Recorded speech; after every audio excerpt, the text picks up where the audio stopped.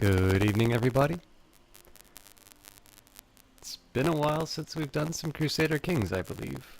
Apologies for last week.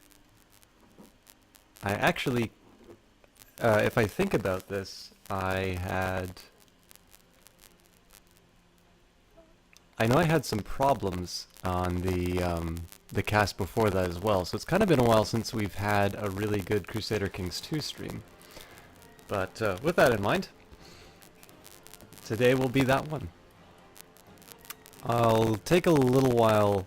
I'll jump into the game first, but I'll take a little bit to recap because if memory serves, the week before last was when we had some local internet problems with regards to Twitch. And what that meant was there's actually some progress that's happened in this game, which ultimately wasn't recorded. So things will probably look a little bit different from what you might expect. And then, of course, there's the question of what are we going to be doing with the next few turns. That's always kind of what you return to when you play this game. So we've got a little bit of work that we can do while people file in. And then I can also talk a little bit in terms of strategy. Another really nice thing that's happened since I last streamed was I finished the book by Ernst Gombrich, Little History of the World, which is intended for children. The book itself actually has a fairly interesting history just because it was written in German originally, I believe, and it had actually taken a very long time before they published an English version of it. And I believe Gombrich did work on a fairly substantial revision before he died. But they've since turned it into... That's actually, I guess there's one thing that I'm a little disappointed in, is that they've turned it into a little bit of a series, which is... It's not disappointing that it's a series. Obviously, good introductions to topics are always needed. But when I posted a tweet about how much I was enjoying the book, and, they did a favorite of that, which is always nice. But then I sent them a tweet after I finished the book in terms of what would they recommend to pursue the interest further. And inevitably the answer is, oh, well, we have other little histories of, and in this case it's Little History of Philosophy. Well, I've studied that in university. Little History of Literature, again, fairly well studied in history. It's actually probably the course that I've done the best in. Economics is my degree, but certainly I did very well in my English classes. And I've got a big I guess the thing is for me, the thing that I like the most about A Little History of the World, and it's a book that I really recommend to anybody who's interested. It's not a textbook by any means, but it is a very nice casual introduction to somebody who wants to hear about world history in a single volume and with a very general scope. It isn't a children's book, so it is kind of written to a simpler audience. But I think it's one of those children's books that works well. It's like Pixar movies. They are as appealing to mom and dad as they are the kid. So I think in that sense it was actually, that's one of the reasons I really enjoyed it. And then in addition, I noticed, I guess the big thing that I was thinking about was when it comes down to trying to get a hold on history. I've got a few history books sitting behind me right now. I've got a book on the Glorious Revolution. I've got my dad had a lot of World War II books, but it's actually very difficult to find something that will tell you sort of the history an educated and intelligent individual in the 21st century should know. And I don't, it's not something I could make work in the timetable. There's lots of things that I'd like to study which I didn't get to have a chance for, and I'd kind of like to think that history can be learned from more than just a textbook. So to me, A Little History of the World filled that niche. But of course, there's also a limit to it. Hey, DJ Cool Crusader. The audio mic is a bit staticky. Thank you very much. I was a little worried that was going to happen. I thought I fixed it, but let's see if we can get that sorted out. Hopefully that's better.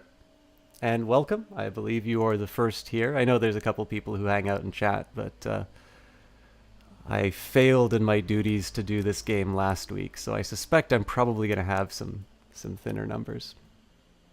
How are you doing tonight? Let me see if I can fix this volume too. That works better for me. I guess I'll start taking a look at what I'm doing with my console too.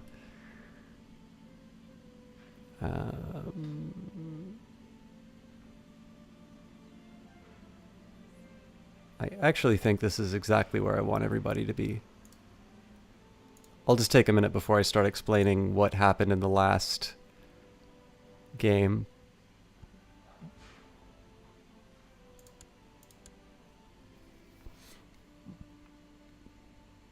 I also really wish... Oh wait, did I wind up killing this wife? Well no, she's age 26, so that would be unusual. Maybe I did. Well, she's 28, so we'll sort it out. It sounds like... Oh, thank you, DJ Cool Crusader.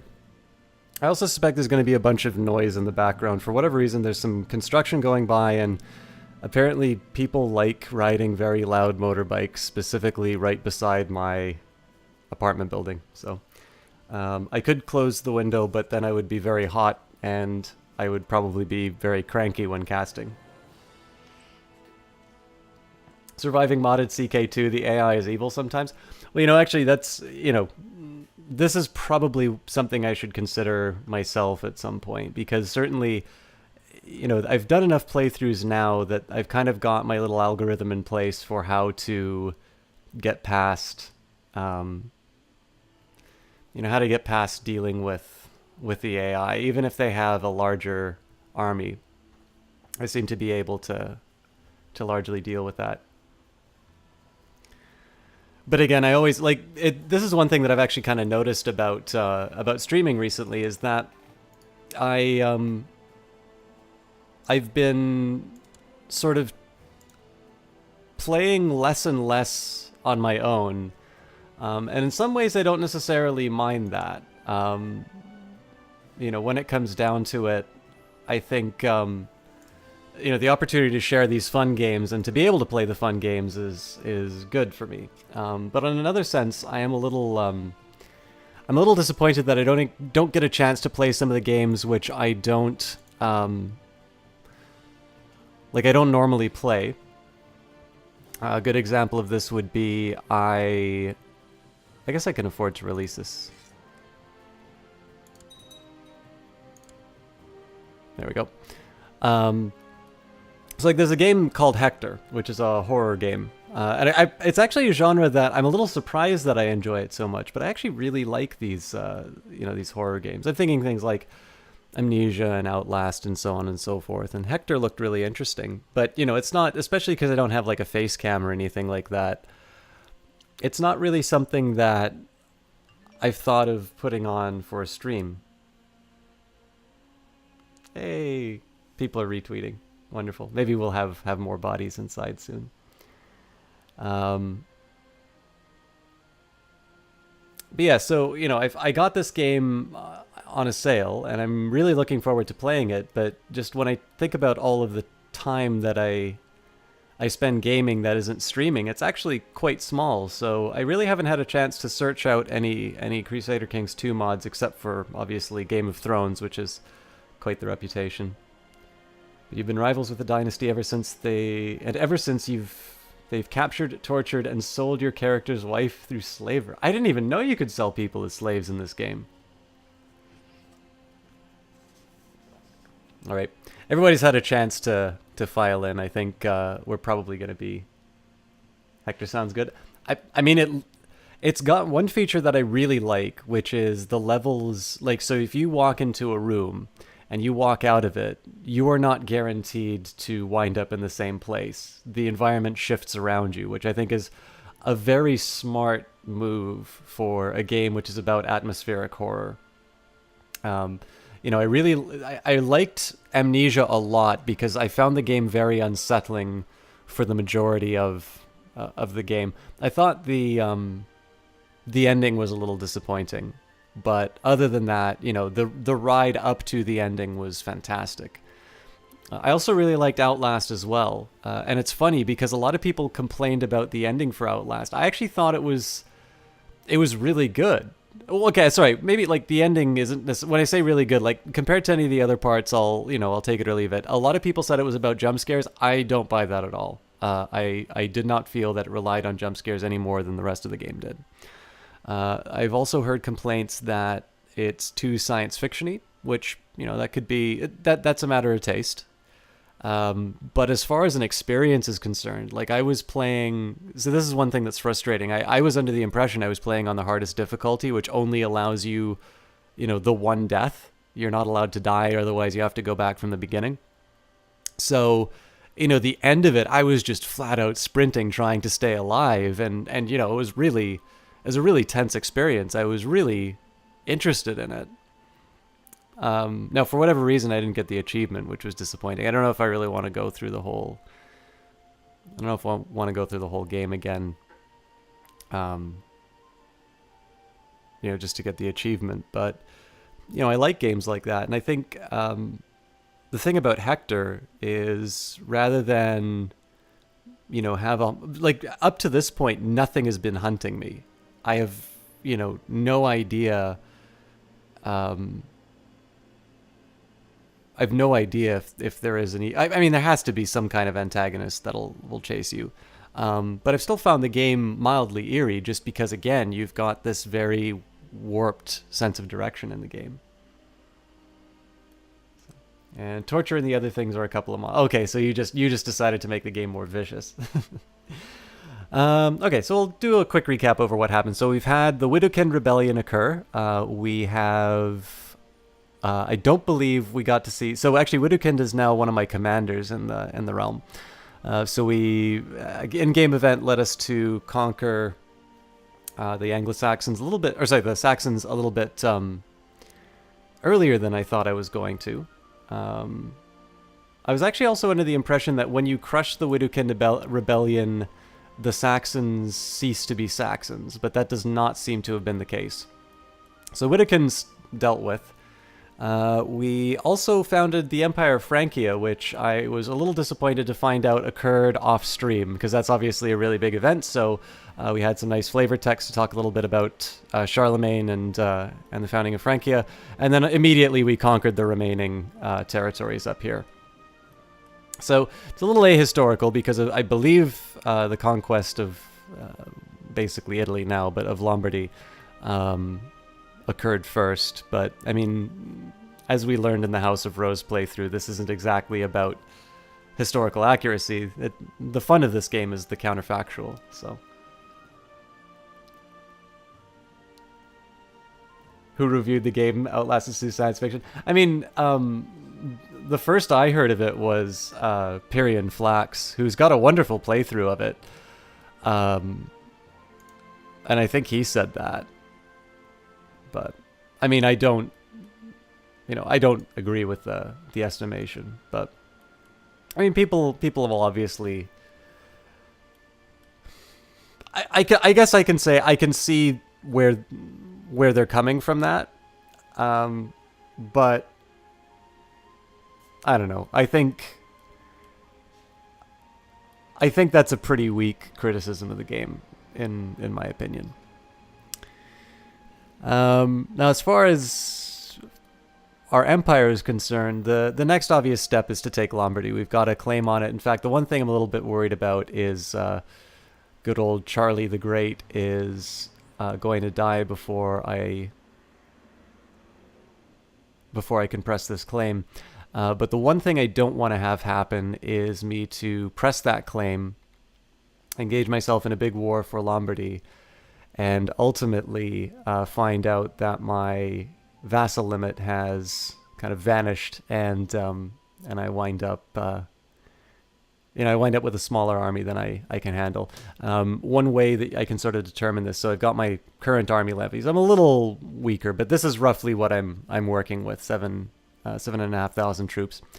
So the one thing I would want to be worried about is my good Muslim neighbors to the west, who looks like they're currently sitting at 4,500, but I believe they are at about 9 when I look at their full. Yeah, they're at 9 when they're at full capacity. So that is definitely a source of concern. And then in addition to that, I have got dangerous factions. So they have got a fairly strong number. I've currently got good old mother working on them here, but I probably have a revolution that I need to deal with. So the way I'm going to solve this is to just do what I did the last time, which is to raise my wealth, create as many duchies as I can. I mean, I still have 17 titles that I can create. Some of these are not just duchies, of course. Some of these are kingdoms. But the other thing to think about is just, keep enough in reserve that I can start creating some titles. I think probably my biggest gains can actually be made in Lombardy. Because if I look at the number of individual shields, so like it looks like here I would be able to create a duchy and get away with reducing the number of vassals. But you'll actually see... Oh, hang on. Interesting. I thought this was actually held by multiple people. So maybe I should wind up creating this title. But yeah, the big thing here is that I don't necessarily need to worry about armies. I need to worry a little bit more about money. So my plans would be to press the claim on Lombardy. Probably I want to take Bavaria next just so I can reclaim that territory here. I'm not quite sure how we wound up losing it, but it was the first playthrough. And then if time permits, I need to figure out whether or not I want to move into Bohemia, or if we do something to take a bite out of the Umayyads, because certainly they are strong, they will remain strong. And, I mean, Asturias, or Asturias, or however you pronounce it, is... I mean, they're not gonna be able to help me. But I think to at least be able to, to keep another 1,000 troops from coming into the hands of the Umayyads is a good plan. Hey, W. Shand, how's it going?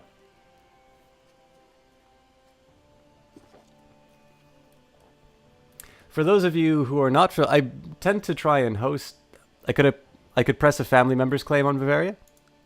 That's true, but I mean, again, if I'm going to be working on a war, I would want to, I'd much rather press my claim on Lombardy, which will make me stronger overall.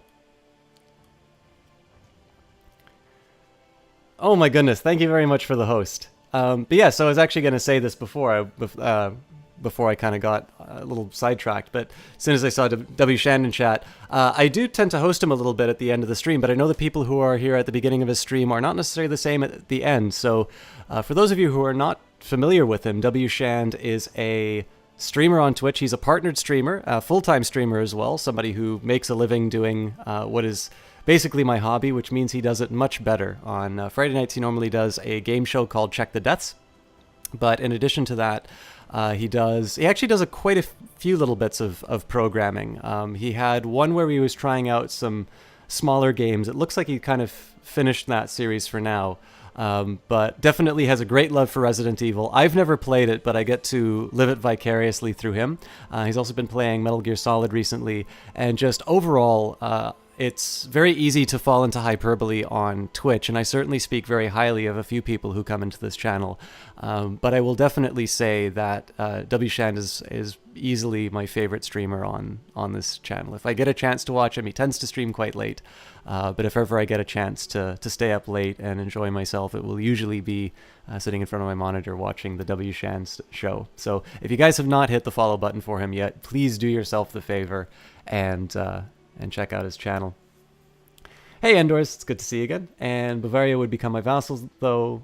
Yes, so DJ Kruker say the thing that I'm worried most about right now is that I've got my vassal limit of 39 out of 45, so I can basically have another 6 vassals, and at this moment I'm trying to keep everything that I can to take over Lombardy, because it's not a great measure. It says here he's got 22 vassals. Now some of these are going to be mayors, so they're not going to count.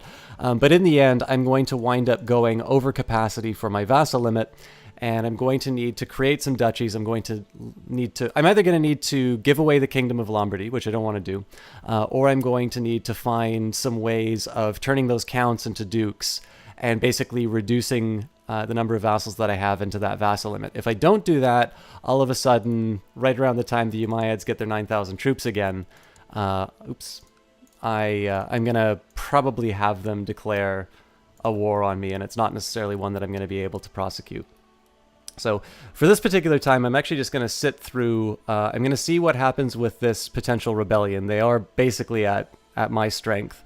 so they might try and kick it off, or Mom might wind up breaking apart the faction. But one way or the other, I'm going to I'm just going to sit. I'm going to raise as much money as I can, and then once I have enough to try and create some titles, maybe I'll make one more over here, and then we'll declare war on Lombardy. You wish you were as good at Crusader Kings? Hey, yep, it's been forever. Great to see you again. We've got another claim which we're not going to press. So, I was going to say, if you guys have... So Yip is a mod for Seriously Clara. He does stream on Twitch. It's been a while since I've seen him. But Yip is somebody who actually became a mod on Seriously Clara. Oh! So the Fraticelli heresy has appeared in the province of... I'm bad at these old pronunciations. Hainaut. So what we're going to do here... I believe I've already moved my court chaplain. You'll notice... so the reason why I already put a court chaplain over in the corner here... Oop.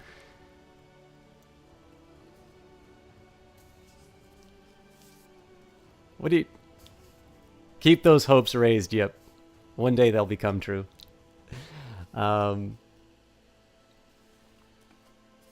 Yep, it's fantastic to see you again. I will have you know I've actually kept Divinity installed on this computer in hopes that one day we're going to get a chance to play that again.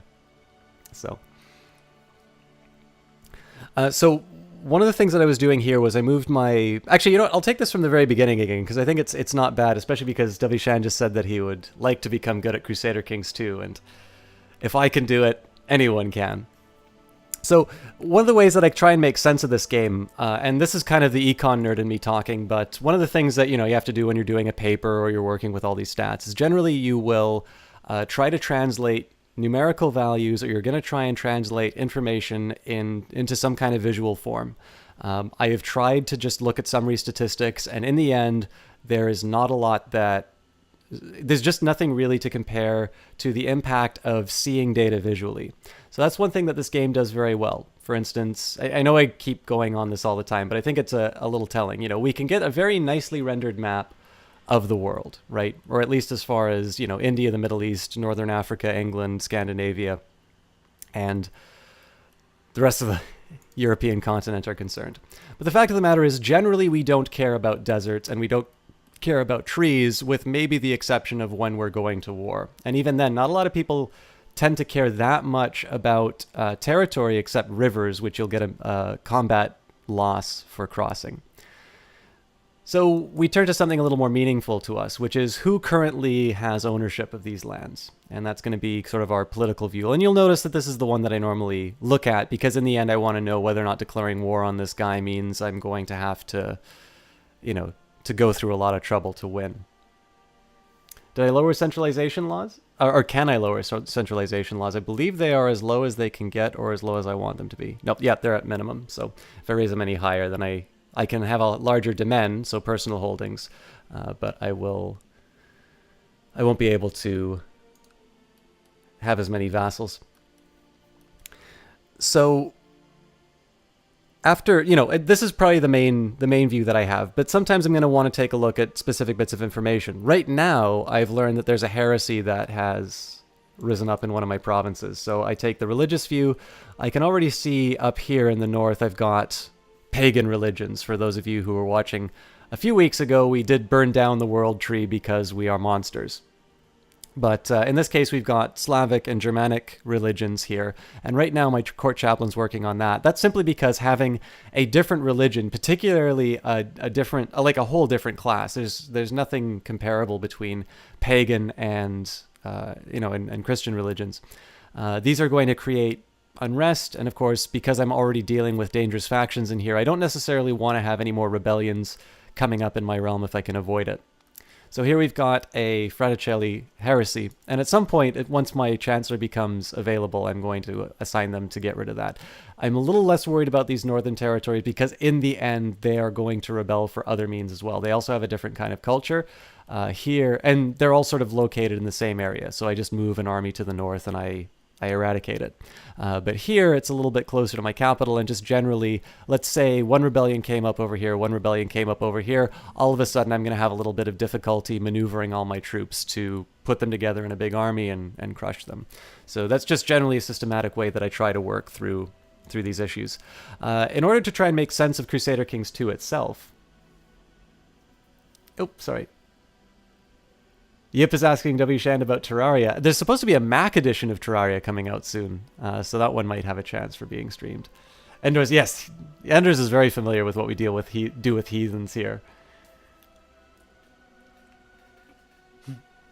Burn more world trees. I don't even know if there's any more. I mean, the obvious goal here for me as the great Christian emperor is we need to start heading down into these. These Muslim areas and capture Mecca and Jerusalem and all these important holy sites. We can't burn them down in this game, though. We only burn down the world tree.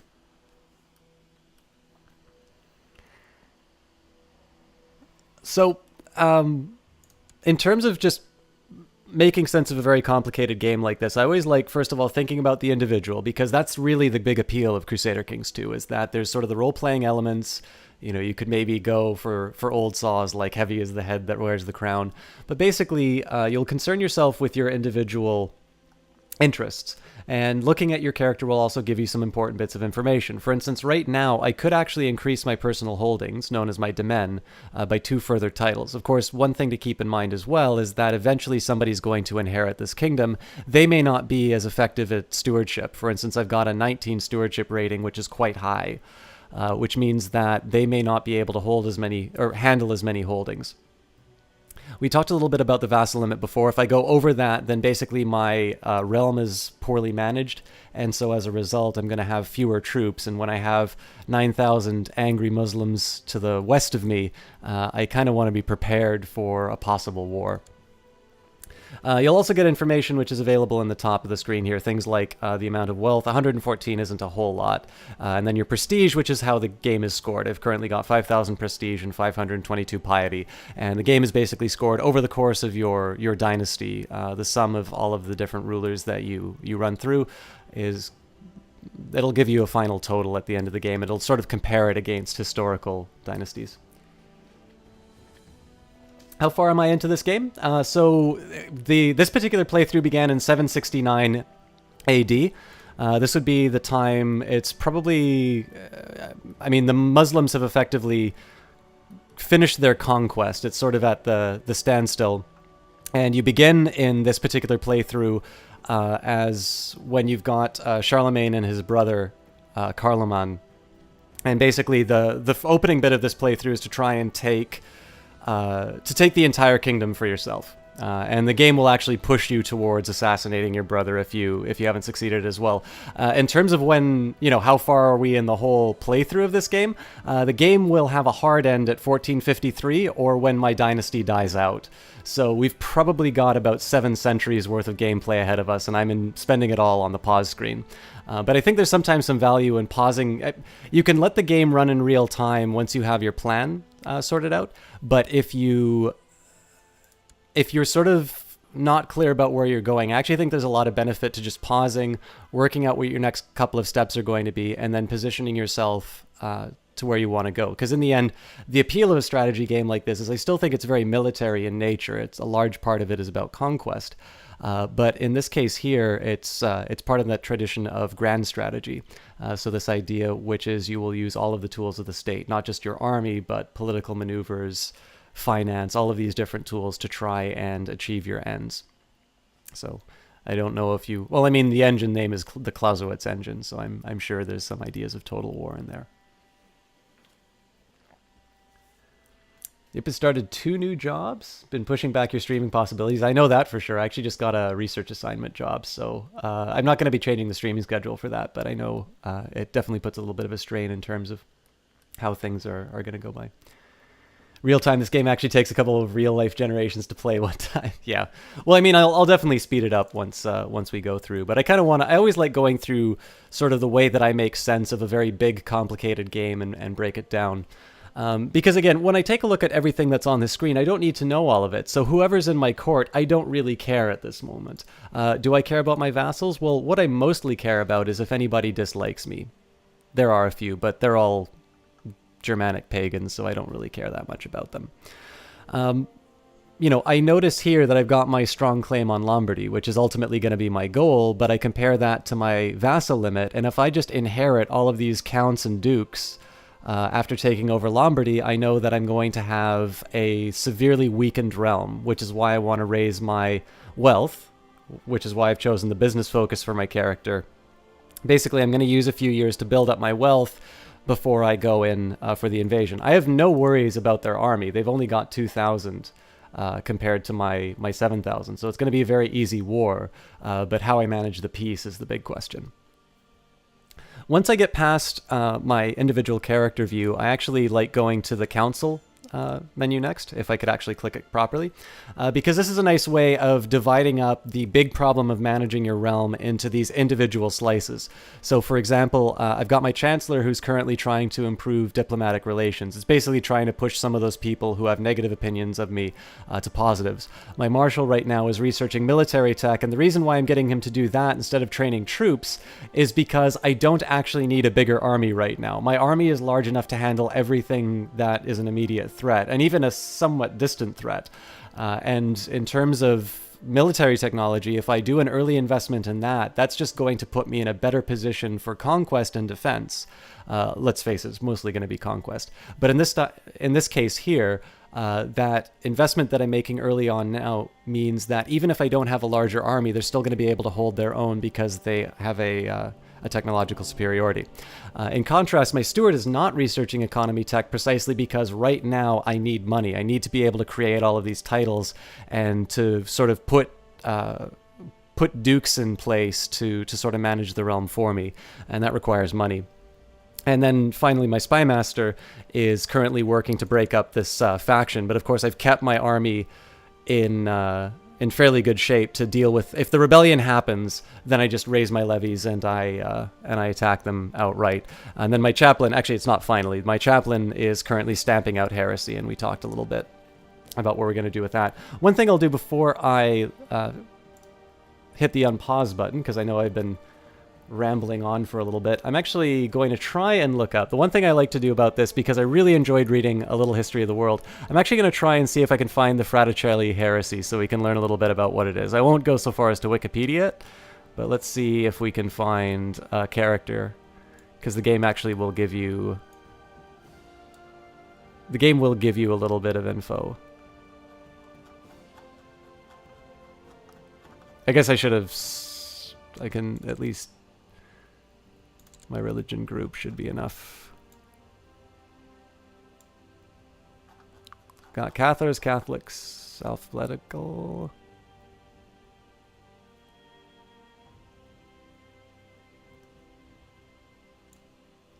Whole lot of Catholics, but I think these are iconoclasts. Okay, so I don't actually have any. I mean, oh wait, there we go.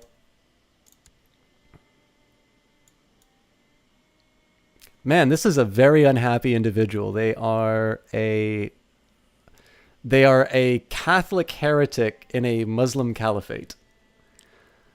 All right, so let's find out who the Fraticellis are. The Fraticellis, or the Little Brethren, is a Catholic heresy that originated in the Franciscan order of monks. It is devoted to poverty and asceticism, especially for men of the cloth. Fraticelli heretics are violently opposed to church wealth and displays of opulence. So these are the kinds of jackasses who think that we should be spending this money on the poor. And that will not do. So once my chaplain becomes available, I'm going to make sure that he goes and takes such heretical ideas out of my realm. So we've sort of put a box around what we want to do on this playthrough. We want to be able to conquer Lombardy. To conquer Lombardy, I need to have a slightly smaller vassal limit. I'm going to create at least one duchy within France, or Francia. And then after that, we'll consider declaring war on Lombardy once we have some money to create some titles quickly. I'm okay going a bit over the vassal limit, but I don't want to go like 10 over or something like that. So here I'm going to go to the maximum speed. You'll see how quickly it runs. Basically, weeks go by in a couple of seconds, and we'll just let the money tick up. And at this case, it seems like not a lot is happening, but that is perfectly fine because, again, because we spend that time thinking about what to do in the game, because we spend that time thinking about what our next few steps are going to be, we can sort of let the game run itself for a little while. And then if something comes up, we pause and we reevaluate how things are going compared to our original plan. Freaking Cathars, I remember them. Man, the Cathars believe like women are equal and stuff like that. Money is for stained glass and high archers. Sorry, high arches.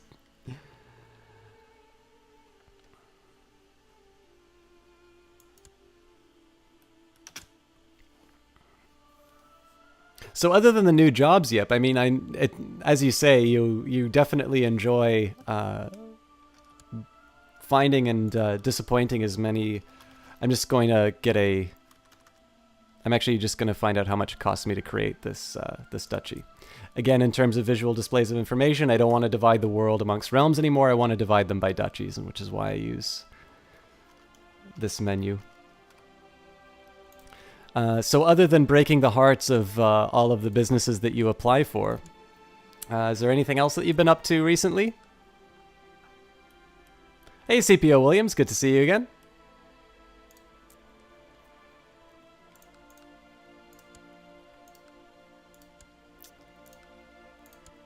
So it looks like a fairly obvious answer here. I've got somebody here who has a 93 opinion of me. It's a kid, but I'm not going to let that get in the way of... So in this case here, I now have about 9... I have 9 slots for vassals. At this point, I think I'm just going to raise up my treasury to about 100 at least, and then we'll kick off this war against the Lombards. All right, it's time for you to recognize the full independence of Mecklenburg and the other state. Oh, you know what? I completely forgot to read the other pop-up menu. And the other states in the independence faction, be reasonable and let us not resort to bloodshed. So we were kind of prepared for this. We levy up. It's a little cramped. And in this case, I'll just try and move them... At this point, I'm just moving them to a, an arbitrary place. Let's just take a quick look at the size. It's actually surprising. They're already, even once these places split, I'm actually stronger than them by quite a bit. So I will not be blackmailed. So we're going to slow down a little bit just so we don't have too much of a problem. I'm not even going to try pronouncing that, but so-and-so the Magnanimous has declared the French Revolt League Independence War on Emperor Charles the Great. So, when you have a revolution like this, one of the biggest things that you can do to help yourself out is to prevent all of the units from getting together. So let's take, we'll notice what we've got here. These guys are going to get eliminated as soon as they run into that territory, so we'll just disband them now. And here, there's sort of this combined force of 500 troops. So if we can put everybody in this spot here, these troops will be enough to take these guys out. There are no troops in this area that I need to worry about. The last that I can see is 885. So what I want to do now with the rest of the troops is I actually want to try and make sure that the 800 and the 600 troops can't combine. And the way I'm going to do that is just make sure that these guys sort of cluster up logically. It's okay. So in my view, you can let one run away. And in this case, I'm going to let the 885 run away because it's better for me if I can put all of my troops together. If you have a very large force combating a very small force, the very large force is going to suffer fewer losses. So in this case here, I'm just trying to come up with a logical way to sort of handle this war. I'm going to slow it down directly to 1 just so I can see what their movements are going to be. And then after that, we can sort of speed things up. So they're going to be heading to Rennes, it looks like. And they arrive January the 7th. They arrive on the 20th and the 6th, so they're okay. These guys aren't a danger to my troops. So basically, everybody winds up going where they need to go. These folks are heading to Burgon, so the big question here is whether or not I'm able to put an army together in time to hit them. I don't think I am, so at this point I need to reconsider my... I sort of need to reconsider my goal. Oh! For lack of a better word. Good. Does it read it out anymore? Hey you, you're amazeballs. Keep doing you for me. Less than 3, less than 3, less than 3. Thank you very much. Yep, that is an extremely generous donation on your part. I'm very sorry that it gave you anonymous credit. There seems to be a problem with Twitch alerts for me, so thank you. It's been, I was going to say, I'm actually really happy to see you here again. I'm skittering around a little bit on my playthrough, I think, but it's been a delight to have you in chat. I also really miss your streams. I had a lot of fun watching them. So here I'm going to be on the slower... I'm basically going to be on the slower option for a little while. And it's mostly just so I can get an idea in terms of what my troop movements are going to be like. So if I can get a credible force together to deal with the 676... Oh! Sunlight the Kitten, thank you very much for the follow. So I don't quite know why donators don't get credit, but you guys are very gracious in dealing with my problems. One thing that I'm actually thinking about here is that this 676 is at very low morale. So what I might be able to do is move these guys into Burgon and just force them to take an unfavorable fight.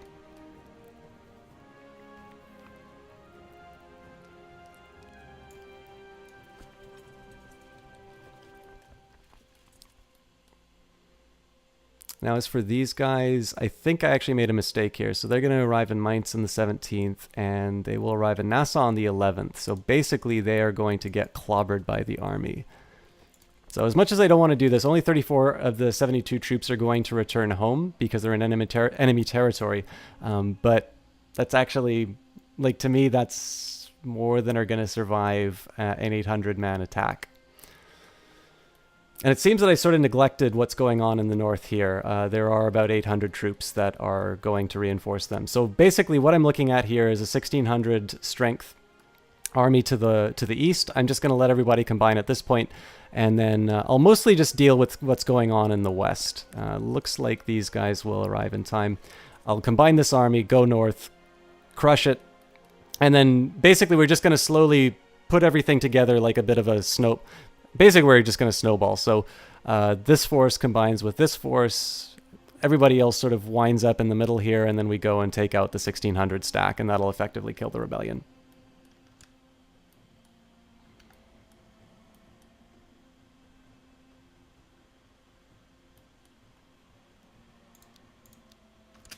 All right. So I got what I needed out of this. We'll move to Rennes.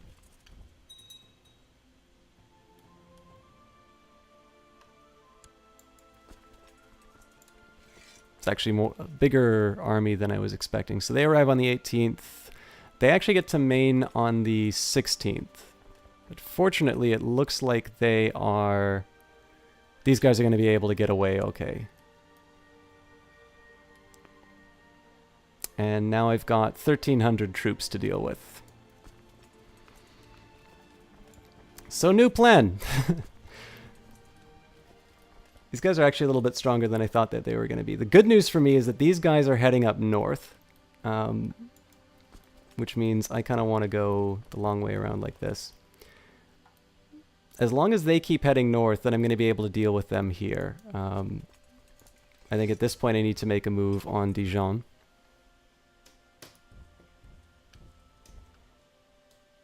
Actually, no, I'm signing my death warrant if I do that. I think at this point...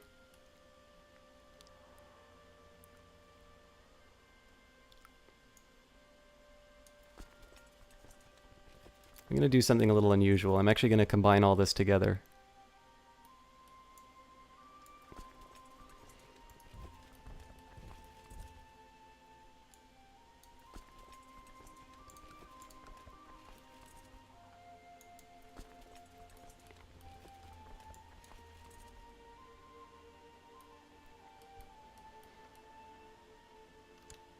So in this case, I think I'm gonna let these guys combine, and then we'll pop them in the middle.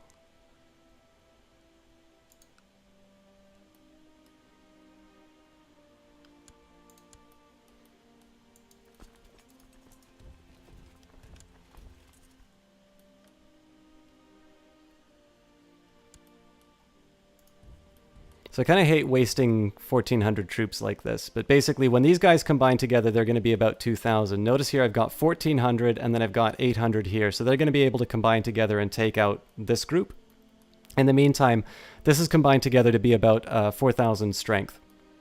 So in this case here, it wasn't exactly the plan that I had, but in this case I've still been able to sort of organize my forces in a way that deals with this rebellion. It keeps...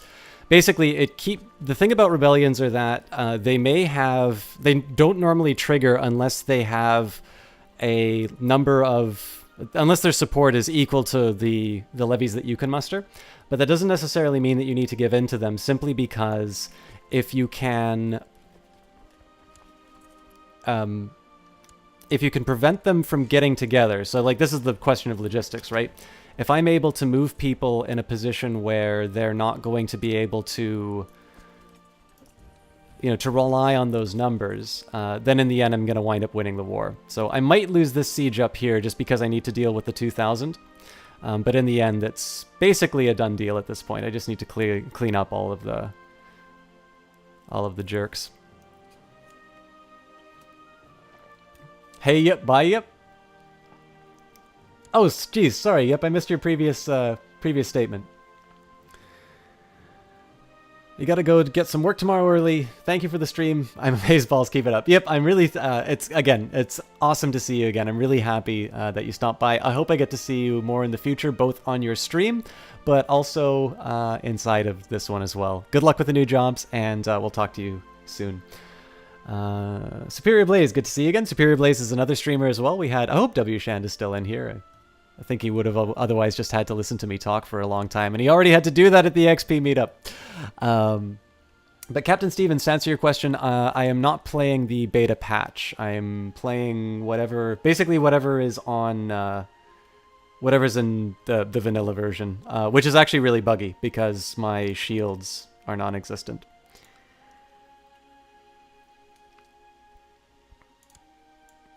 The death of Roland. The battle won, Roland led a small group of knights in an aggressive pursuit, leaving the rest of the army far behind. Penetrating deep through enemy formations and causing havoc, they caused much damage. Then no one knows what happened. Maybe they went too far, or maybe they were surprised by an unexpected counterattack. None of them returned. Alas, he was my bravest knight. Roland de Bretagne dies, and I gain 100 prestige.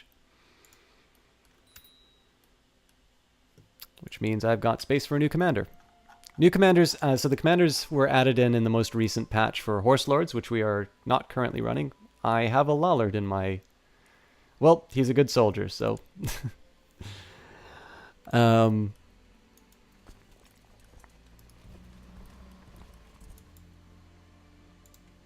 still not 100% how it works. I know it's supposed to be that these are the only people who can actually lead your army. Speaking of which, I guess I should assign them, but I can win with numbers. So apparently there are people who are supposed to lead your army, but in experience that hasn't actually been true. They seem to have kind of been able to do whatever they want. Or I seem to have been able to assign whoever I want. So AI factions are really bad in this version. They'll fire with very little support. Yeah, I was really curious about this one because it seems like, hello? Did the Lombards just support the War of Independence? Looks like it.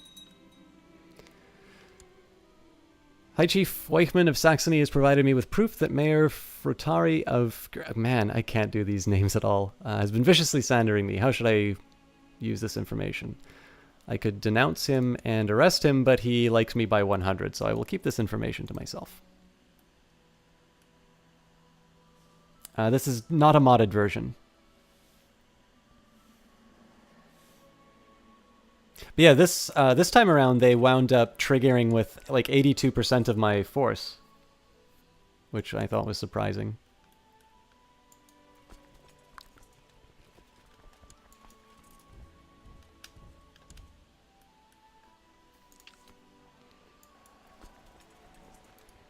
Although on that note, by the way, I know I was supposed to give the results from the survey. I was meaning to put those in the blog, and then I got a little sidetracked. But as far as mods are concerned, I am definitely interested in doing the Game of Thrones mod. But I noticed when the last time I tried to do it, it wasn't compatible with the new patch. I don't know if they fixed that recently. But for the time being, I'm not actually able to run that mod.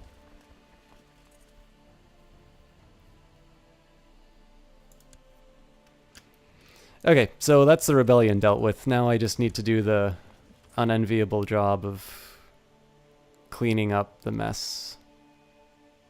So to try and... am I losing money in this? I am. So there's a couple things that I can do to try and lower the impact of the war. First thing I want to do is try and lay claim to his territories. So that will lower the duration of the war. The other thing, of course, is that by sieging multiple holdings, I'm going to be getting some money for those sieges. So I don't want them to come back in strength, but I should be able to pick off a few things. The norm should be in the 180% range. That's surprising. A white piece? Hell no. So for those of you learning the game, white piece is basically whoa, whoa, whoa, whoa, whoa, whoa, whoa. So I'm genuinely confused at this point. I've got a big Lombard army on its way to cause me problems. But they're not showing up as an ally here. That's fine, I'll just steamroll over them with my army. Hey, Carne! Campaign is going well. I'm not sure if I've encountered a bug or if there's just something unusual going on in this game, but we had a rebellion which all of a sudden has got support through the Lombards. It's going to make the invasion of Lombardy very easy, but unfortunately, rather than sieging provinces and making money from that, I'm going to go murder more Italians.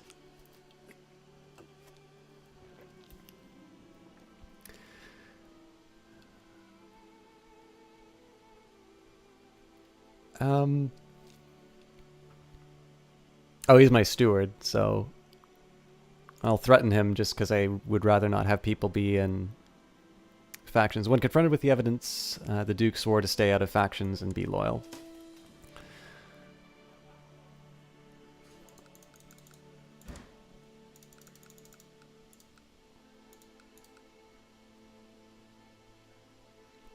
After I take out the Lombard army, I'll go north. I'll cut it in half, I'll go north, and then I think I'll start sieging provinces again, because I need to get my treasury repaired. Lombardy is attacking the rebels. Well, then why aren't they showing up as allies?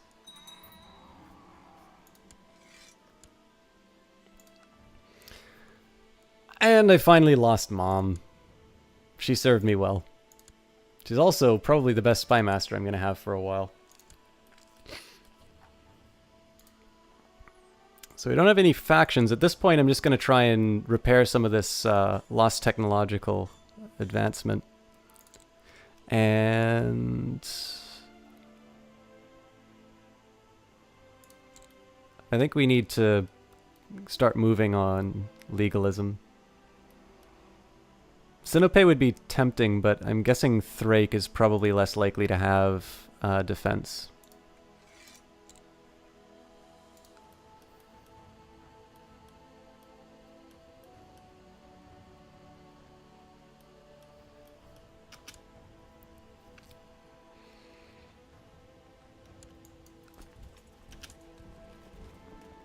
So, I mean,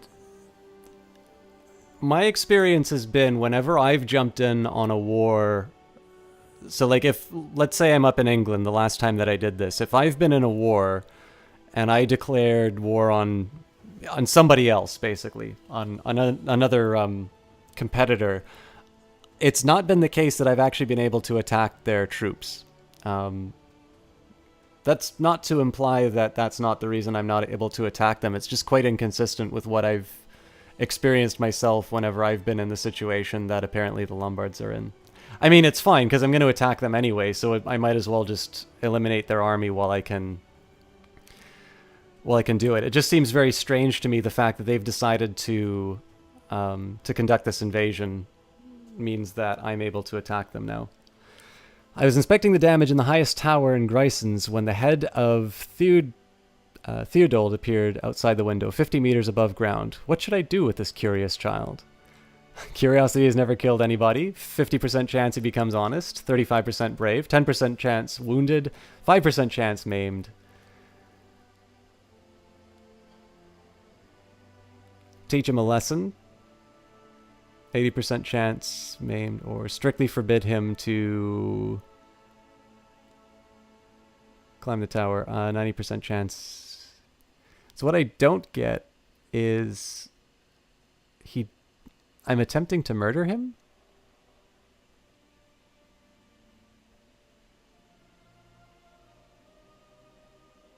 Yeah, I'll go for it. He has gained the honest trait.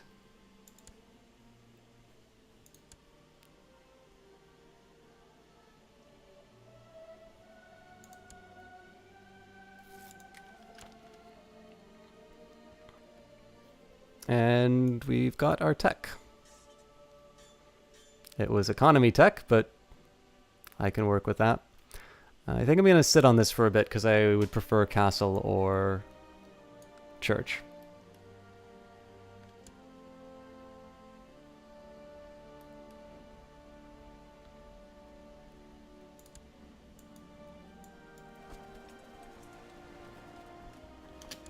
Alright, so that's the Italians dealt with. Lombards, whatever. So again, at this point, I really want to start sieging things. I'm lucky I do have a little bit of money to my name, but I need to start reclaiming these territories.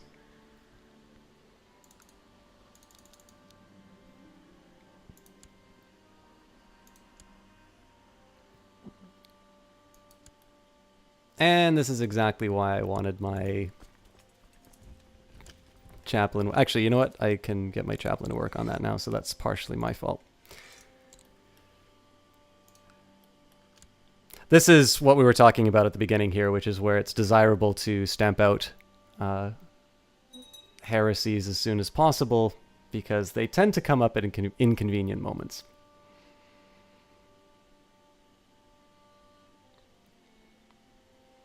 Good news is that heretics generally are not well armed. So I think what I'm going to do now is cut the army in half again. I think I'll reclaim my province, and then I'll cut this one in half. One I will use to lay siege to sort of these eastern holdings, and then the other one I'm just going to go hunt these smaller pockets.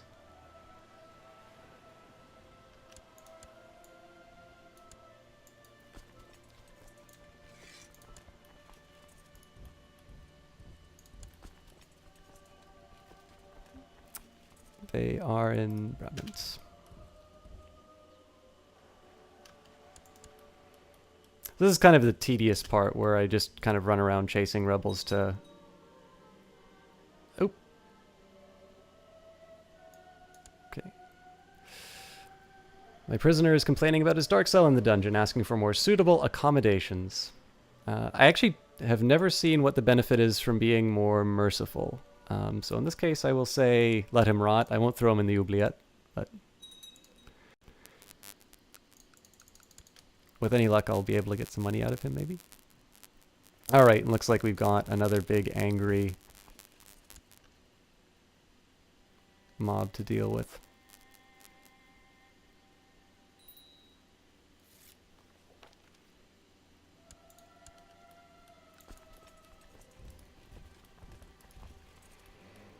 So this point here, like, it's a little tedious just because I'm going to be running around trying to pop as many of these smaller units as I can. It's more irritating when I have to deal... Actually, I'm not convinced this is 18,000 troops. Sorry, 18,000 troops, good lord.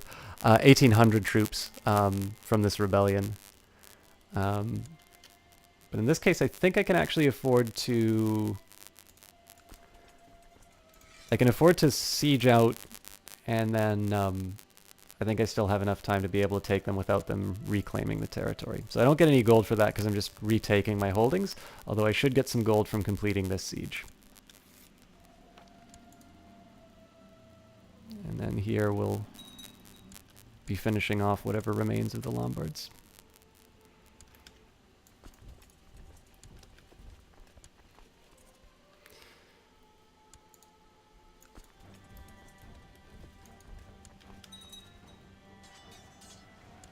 Alright, let me see these numbers. Nope, that's legit. Oh, we finished the siege. I didn't even bother looking at what the siege gave me.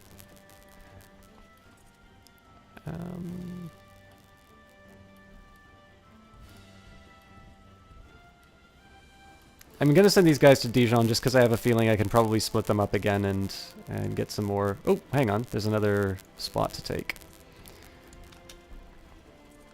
Oh, there's more Crackle? Yep, that's... the intention is to do all Crusader Kings 2 if I can. Sorry if it's a little dull for you. How's this for, How's this for audio, guys? Is it, improved at all?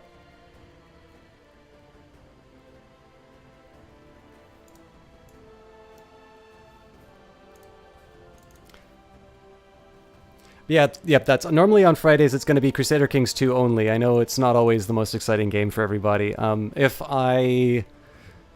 If there's a really good breaking part to the game and I still want to stream a little bit more, on occasion I'll do something like Quiplash or that, but I don't generally like making promises that I'm going to do another game on a Crusader Kings 2 night, just normally because it tends to run through...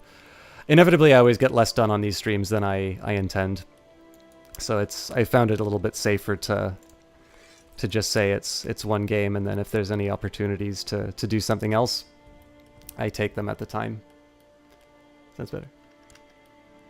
Oh, that's great. Yeah, the biggest thing is that I actually got some feedback from some people in person when I was talking with them, say that they really enjoyed the stream, but they found that I was playing Crusader Kings 2 a lot, and they really didn't like the game. So that was why I actually gave it a dedicated day. So that usually on Friday nights, like, I'll be honest with you, when W Shan starts streaming, I'm going to be watching that on Friday, right? And there's lots of streamers who I really like watching on Friday nights. So I kind of figure that for people who, like, I noticed that there's a lot of people who really like watching Crusader Kings 2, and that's exactly what they want to see. And I'm really happy to provide that because I like playing this game. And I also think I like the idea of being able... So... I learned this game on my own, but I learned Europa Universalis. I actually learned from watching a couple people play it. And so I think if people have an opportunity to, you know, be able to play this game where maybe they wouldn't have been able to because the tutorials aren't that good, that's something that I think is worthwhile and I'd like to keep doing. So with that in mind, you know, Friday nights, people are not at a loss for entertainment options if Crusader Kings 2 isn't their thing. But if I also notice that people who are into Crusader Kings 2 generally are quite dedicated to it, and so they're willing to bear with me on the Friday.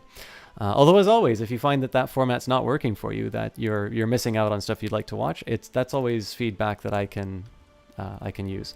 I also completely forgot that we have won this war here. So in this case, I'm going to do offer peace and force demands, and basically, I gain a little bit of bit of prestige for winning. But more importantly, my realm is no longer at war, which means that I can lower my levies. I actually have some fairly substantial troop losses. I've got another 3,000 troops that I can pick up on there. All right, an emissary from Pope Sylvester II has arrived in our court. According to the emissary, the Holy Father is concerned about our employment of heathens as advisors. The Pope is asking of me to remove them from this position. So one thing to keep in mind is that I'm actually going to be needing the Pope to crown me as the Holy Roman Emperor. But he's my steward. So the next question here is, what's my next best steward? Equal in skill. So we will imprison the heathen. This option is available due to your high intrigue skill. He's imprisoned by Charles the Great.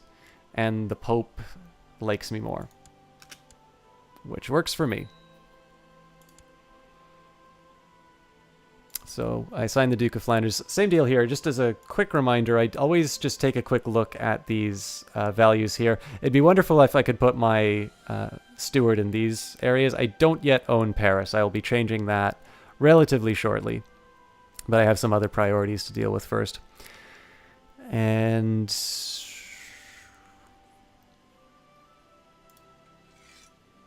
it's normally these top three that I wound up putting them in. 34. Yeah, it's all basically the same. So I mean, I'll be honest, these are not great holdings, but eventually I'll be making Paris my capital. So we have a few we have a few messages here. I normally tend to ignore them because they're they're about imprisonments that I already know about. Sometimes this will tell you important stuff, but I kind of know what to look for, so let's see what we got here. All right. So there's two things that I can do here in terms of my upgrades. It's generally quite expensive to make things in this game. And as we were talking about, the money that I'm going to be raising is actually going to be to create some titles so that I can absorb in the extra vassals I'll be gaining from invading Lombardy. So in this case here, my personal holdings are always going to be castles. As a king or now an emperor, that's the only kind of holding that I can have. So in this sense, upgrading castle infrastructure makes sense because my personal holdings are going to be improved by that, which means that I'm going to be gaining some more tax revenue. Stables 3, Castletown 3, and Jousting List 3. The thing I'm most interested here is Castletown 3, because that is actually a revenue generating upgrade. The other thing I would consider possibly is town infrastructure. One really good thing about towns is when you get up to, I think it's level 4. Oh, nope. It's level 2, actually. You can build universities. So at this point here, especially because I really like the technological edge, I would very seriously consider upgrading town infrastructure. On the other hand, I am also thinking in terms of realistically when I'm going to start building upgrades. And the fact of the matter is I am more likely to be building... I'm more likely to be creating duchies in the foreseeable future than I am to be building new towns and building universities. Universities are uniquely expensive upgrades. So in this case here, I know because I'm not going to be building any universities, I'm going to upgrade castle infrastructure. It does actually improve the castle tax as well, which is nice because, again, that's a boost to my personal holdings. But in particular here as well, if I want like a little bit of a stopgap measure as far as just raising more revenues are concerned, I can build a castle town, whereas building a university, I'm going to have to be sitting and saving a lot of money for a long time. Endors is going home back in 10... Man, I wish it took me 10 minutes to go back home. That's why I stream so late. Oh, people are complaining about their living conditions.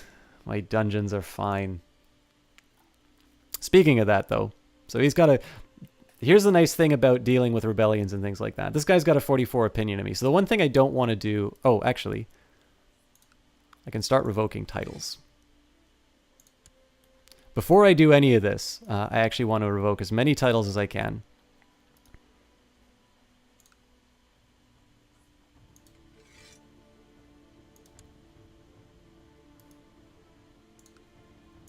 It's the old saying of never let a good crisis go to waste.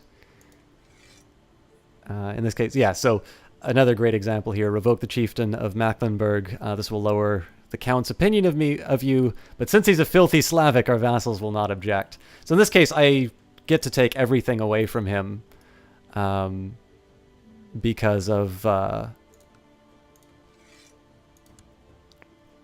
get to take everything away from him just because of his culture and his religion. So the idea here is that before I even consider releasing some of these traders, I'm going to take as many of the titles away as I can, and that's basically so that I can redistribute them either amongst family members, or so I can kind of consolidate some of these holdings and sort of reshape the realm the way that I would like them to be. So in this case here, if I can assign some duchies to people, that will reduce the total number of vassals that I have. That's ideal to me. I really hope this guy's got the wrong religion. Nope. Man, he is loaded.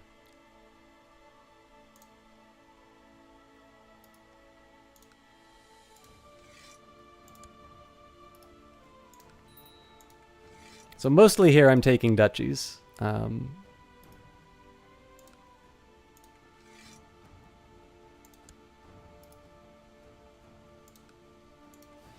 again, because he's filthy Germanic, your vassals will not object.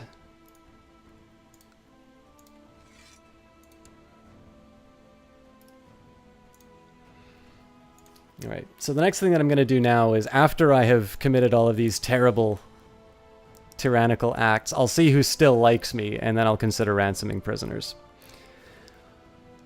I can obviously show mercy too. So for instance here, her opinion of me is 20, so I don't really risk anything by ransoming this prisoner. A negative 100 opinion, on the other hand, is a problem.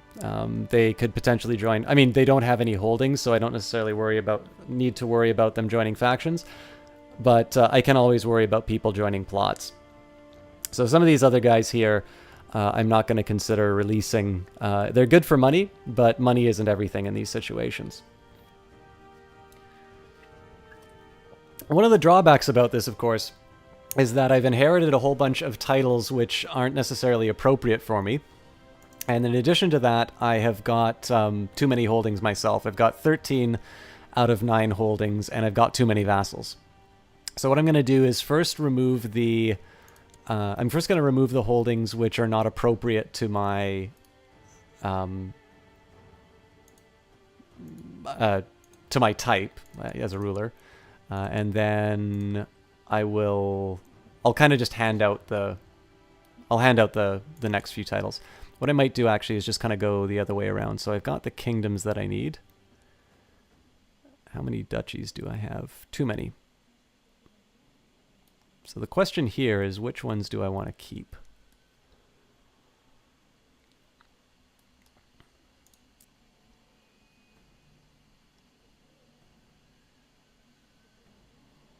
So I'd want the Duchy of Valois, except I believe that doesn't exist yet.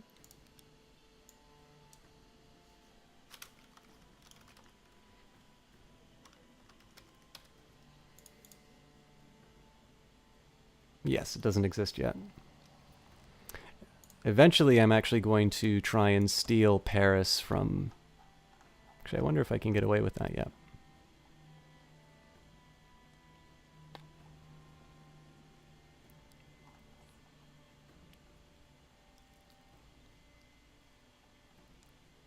Looks like no. I'm still not quite sure how this thing works. It doesn't actually tell you... Oh, hang on. Well, it says success conditions, but I kind of know what success looks like. I'm still not quite sure what allows me to do... to undertake some plots.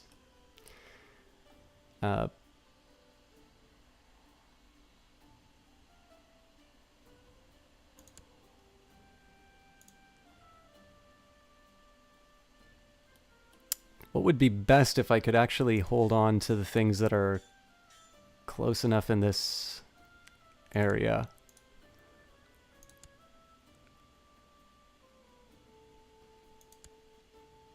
So Burgundy's actually kind of tempting at the moment.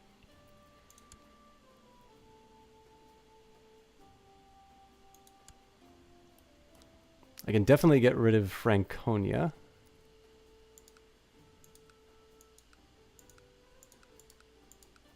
That was all held by the same guy, so I kind of have to give it to this guy.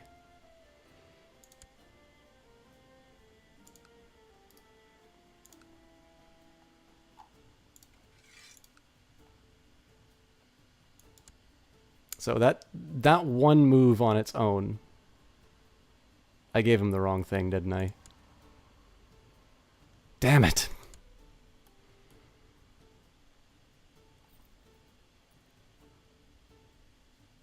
I really wanted to keep Burgundy for myself.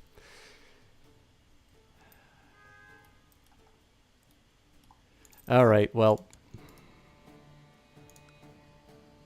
I could probably like force quit the game and it wouldn't have kept that decision, but I cannot give theocracies more than one. Okay, so that's really screwed me, but let's see what I can do to repair it.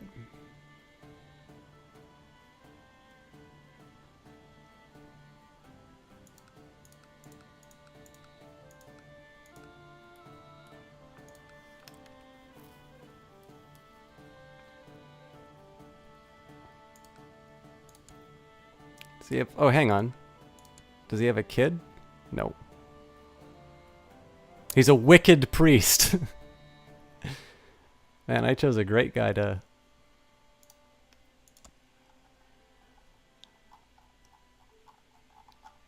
Oh, I can't do a plot to revoke it.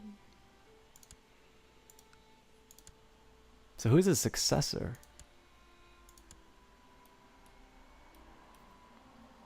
Okay, water under the bridge. So does this guy have a son?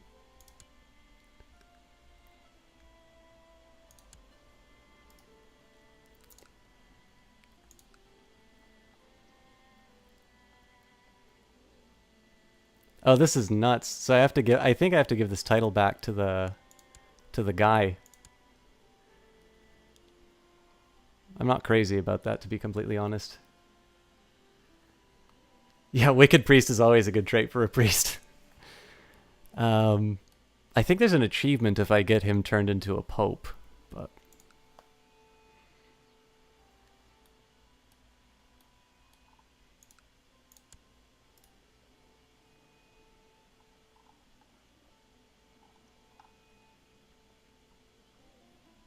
So he can't be imprisoned. So I'm basically stuck with this. I'm actually stuck with this duchy. Until I can... So, I mean, the worst thing that's going to happen is I'm going to try and usurp this title from this guy at some point, which is going to make him mad at me, which also means that I'm going to lose money from the... It means I'm basically going to lose money from him disliking me.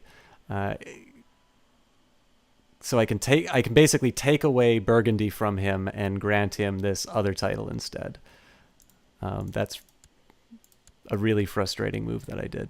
But we'll figure something else out. So, Mecklenburg. I own it all. So, let's...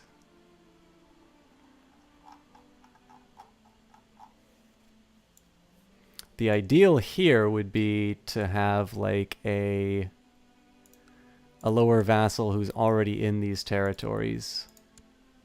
Oh, here's an interesting idea. Nope, can't grant that. I was thinking of like just granting it to Pepin, but he's not in my realm, so I can't do that. I'll find somebody in my court who really likes me and isn't already a...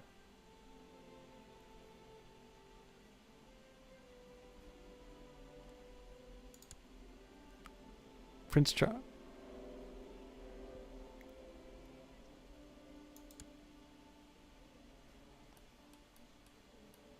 Huh. I didn't know this guy was here.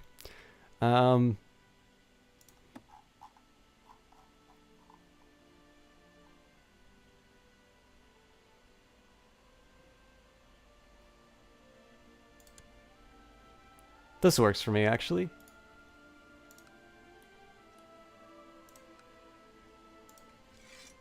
So unfortunately, this is going to raise my vassal limit. Or it should. Apparently it didn't.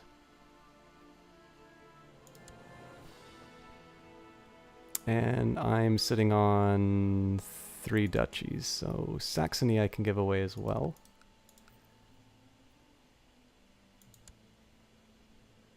But he is a heathen. So I'm just going to straight up take his title from him. Let her rot.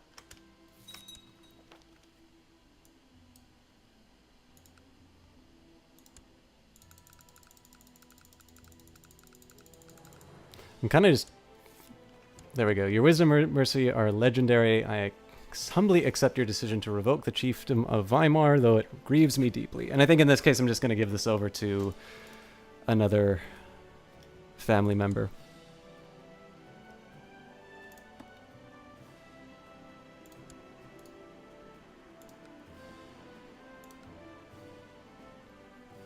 Can't remember what duchy that was.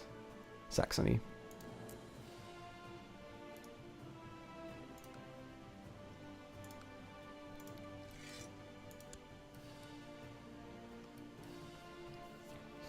Now again, with all of these maneuvers that I've made, I've wound up exploding my vassal limit. Or it could have been... No, it definitely wasn't that high before, so I kind of need to do something to repair this. What else do I have as far as titles are concerned?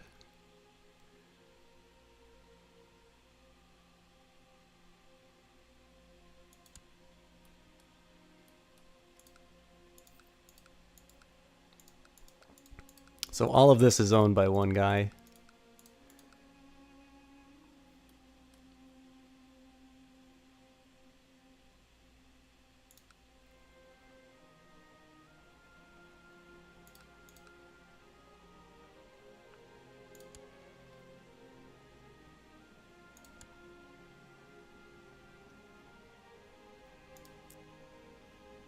And I don't think... Yeah, I can't grant that to...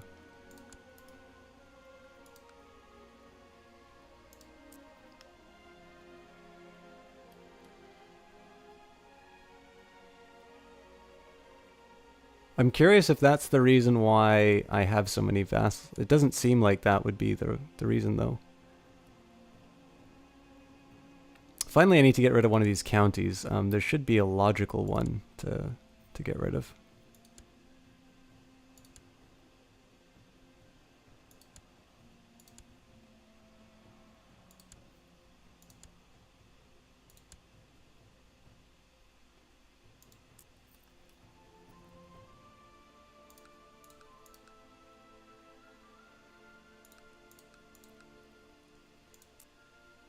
Troyes actually looks like one of my... Oh, yeah, the way I should probably handle this is find out which of my holdings is my lowest income.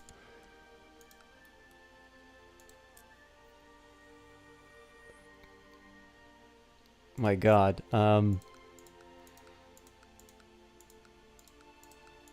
do I even do with this?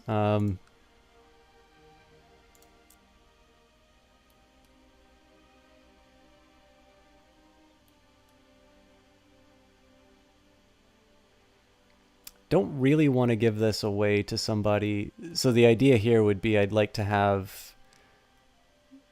Oh, actually, here's an idea. I'll just grant Altmark to the family member. Again, I'm not crazy about that decision just because in the end I kind of like to keep all these titles contained within their duchies. The reason might actually become apparent later on in this playthrough, but at this point I really need to get rid of a title.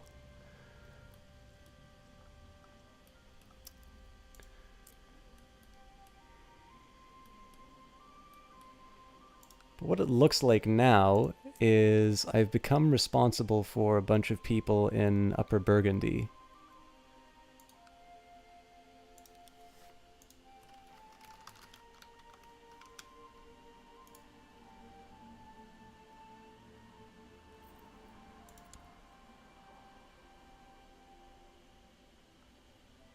But Duke Q has Upper Burgundy.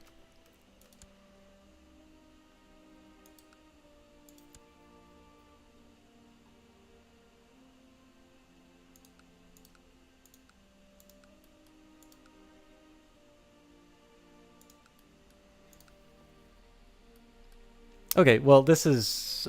this has... I mean, so this is possibly something that can come back to bite me, but if this... I mean, these all should be vassals under the Duke of Upper Burgundy anyway, so I'll just transfer these vassals.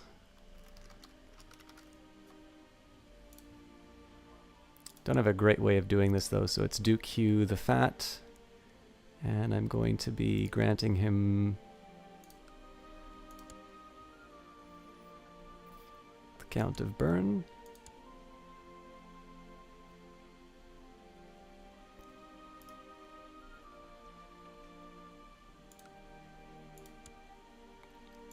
There we go. Schwiz and Gryson. Sorry guys, I know this is probably not the most compelling commentary I've ever given for this game here, but I'm just trying to come up with a... Oh, don't do that. Trying to come up with a somewhat sensible way of managing the realm. Like, one thing that you can always do in a situation like this is just kind of hand out the titles and then revoke them later. But if you can if you can try and sort things out as logically as you can ahead of time, it just saves you all of the fighting. The one drawback here is that this guy is potentially going to become more powerful than I intend. But he should at least... I mean, he shouldn't be an immediate problem just because I've given him stuff.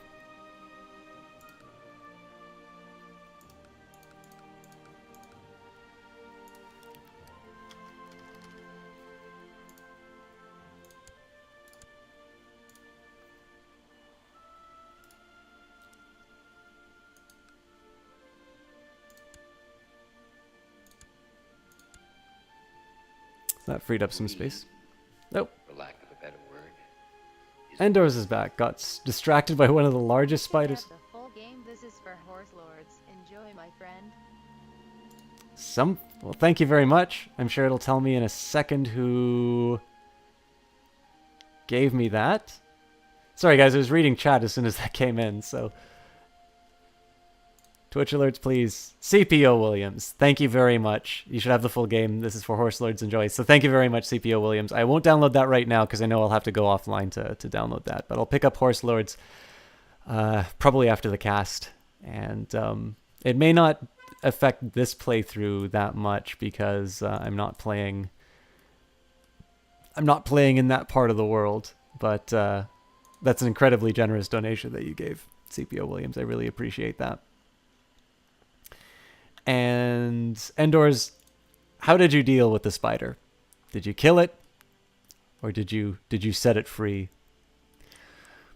All right, so I like that transferring vassalage idea. Actually, I want to see whether or not I've built some of these other duchies. So, just if it's not apparent, what I'm doing here is I'm trying to deal with this problem of having, of getting close to my vassal limit by making sure that the duchies that do exist have the vassals underneath them. Now, there are, in my opinion, there's a couple of problems with this. Actually, speaking of which,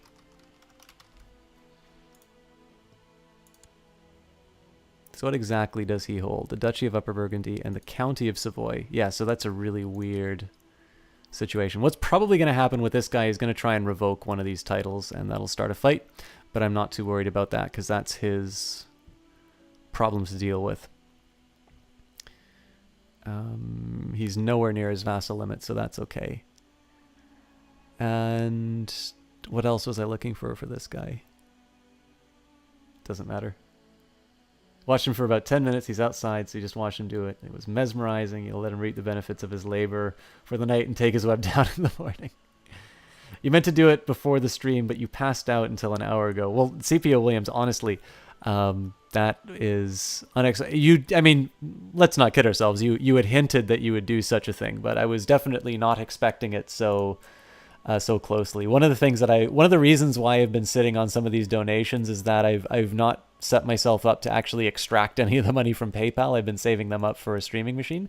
But with that in mind, the reason why I ask people to leave the messages, other than of course to fan my ego, is so that they can request what they want done with that. So in this case, I'm very happy to finally set up the stream properly. Sorry, set up PayPal properly for the Horse Lords expansion.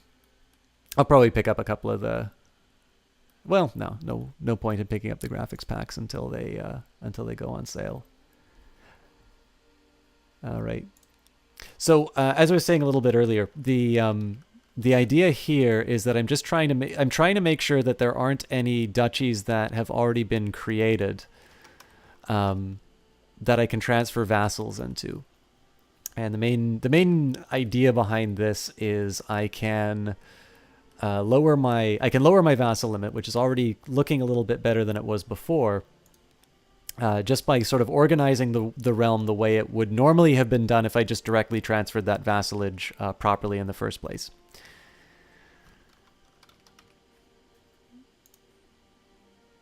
Okay, so in this case, here's an example. Luxembourg exists, but I believe... Oh, so this is the right guy, but the county of Loon is not actually a vassal under him. So in that case, I can reduce the number now down from 36 to 45. To get tattoos of them? All the people that donated take their money to get a large tattoo down your back. Good idea? No? Okay. Listen, I will happily give that money back if it involves me getting a tattoo. If I'm going to get a tattoo, I'll go for something crazy like a Ouija board on the back and get people to read their fortunes.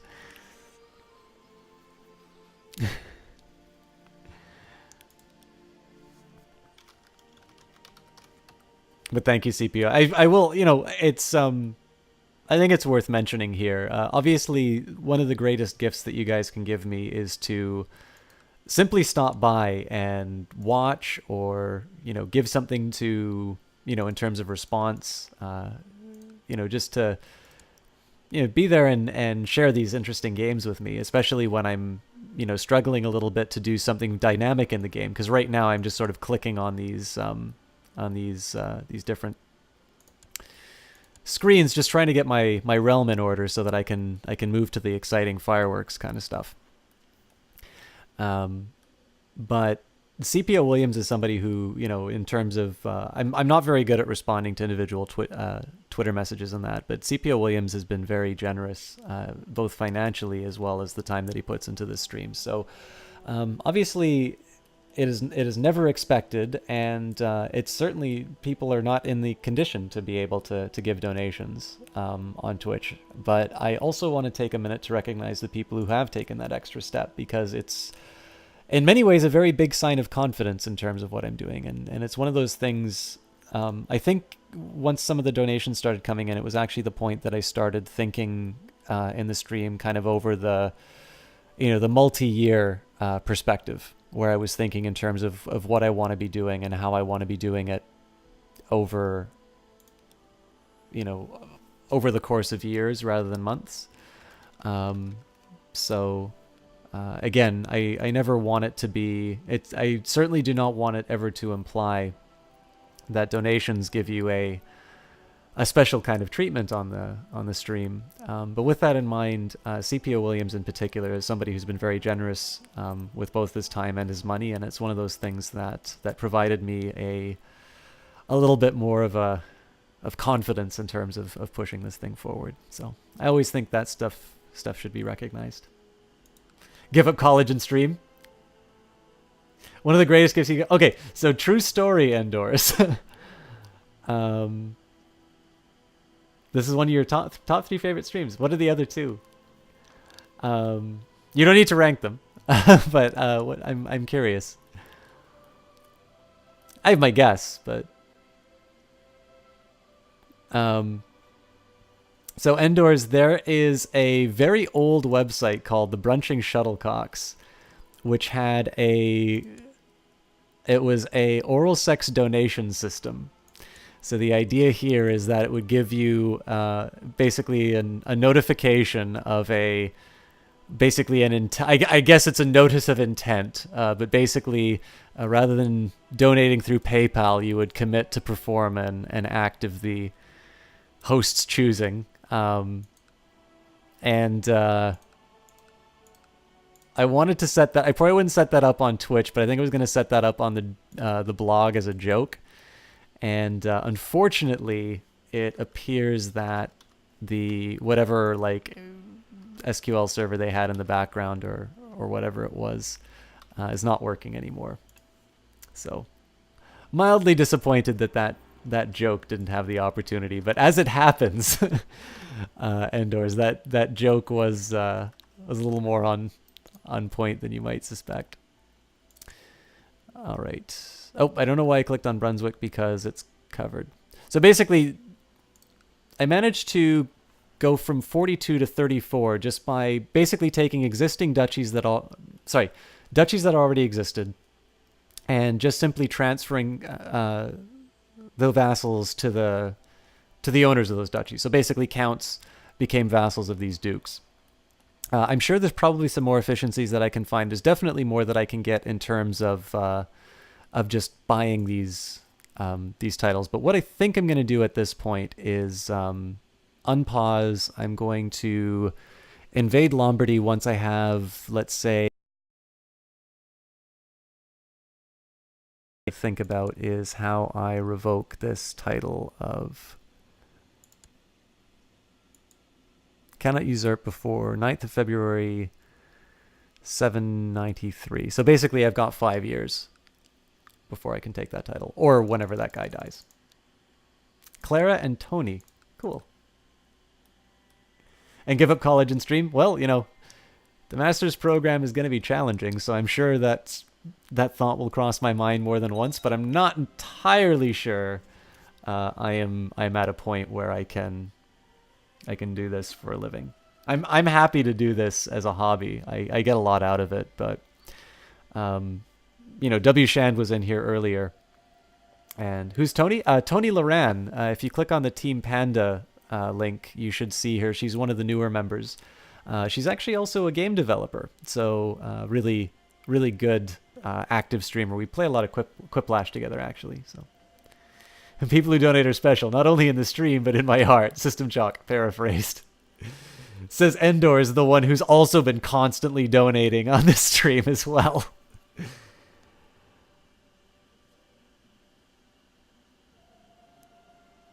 And suspicious quotation marks around joke. Yeah, fair enough. For those of you wanting to offer blowjobs, my Snapchat is CPO is a pandaite through and through. That is absolutely true. Though that's not a bad thing.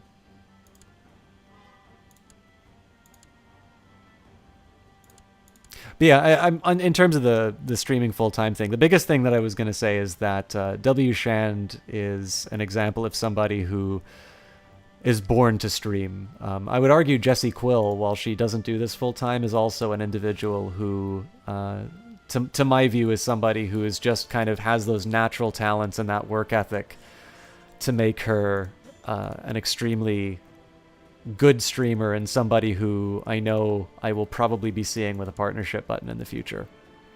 And,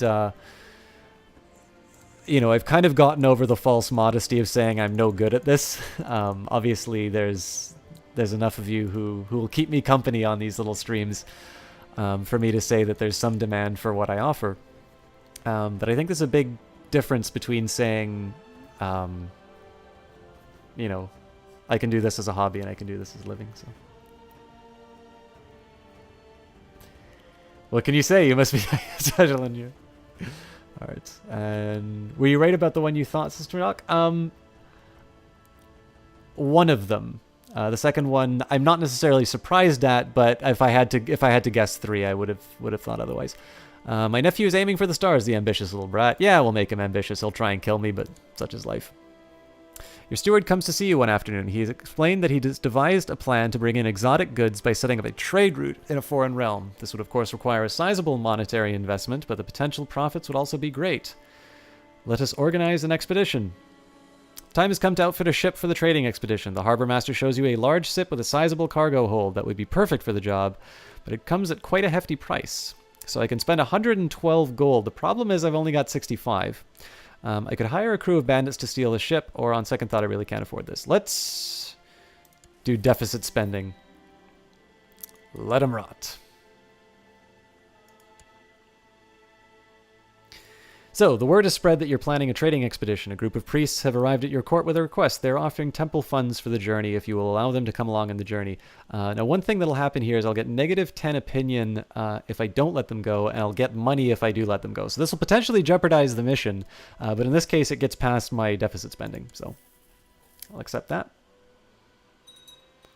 How can I argue with these epic emotes and the voice? Indoors. I still remember doing Gods Will Be Watching. And you stopping by. That was at a point when I was talking to empty streams still. So that was definitely a good time. And I do plan before summer is done. I do plan to do Antichamber again. Oh, speaking of which, guys, we're 2 weeks away from Shadowrun Hong Kong coming out, and I will. So it's going to get released at 10 o'clock in the morning on, I think, August the 20th. As soon as I download the game, I'm gonna play it on stream. Tony and Jesse are on the same level, but you always feel lost in the chat with Jesse. You know, that's actually very fair, because I know Jesse has a very active chat. And occasionally there's some system chalk guy making inappropriate comments.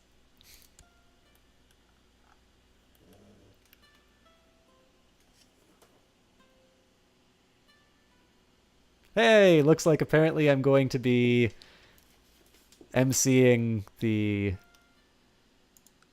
pub stomp for the Dota 2 International.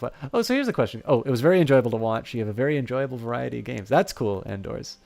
I always like hearing that because I'm never quite sure what hits and what misses. So how many of you in chat have been watching the Dota 2 International, the championships? The Troubadour and his wife, the Trobarits, have arrived from Occitania.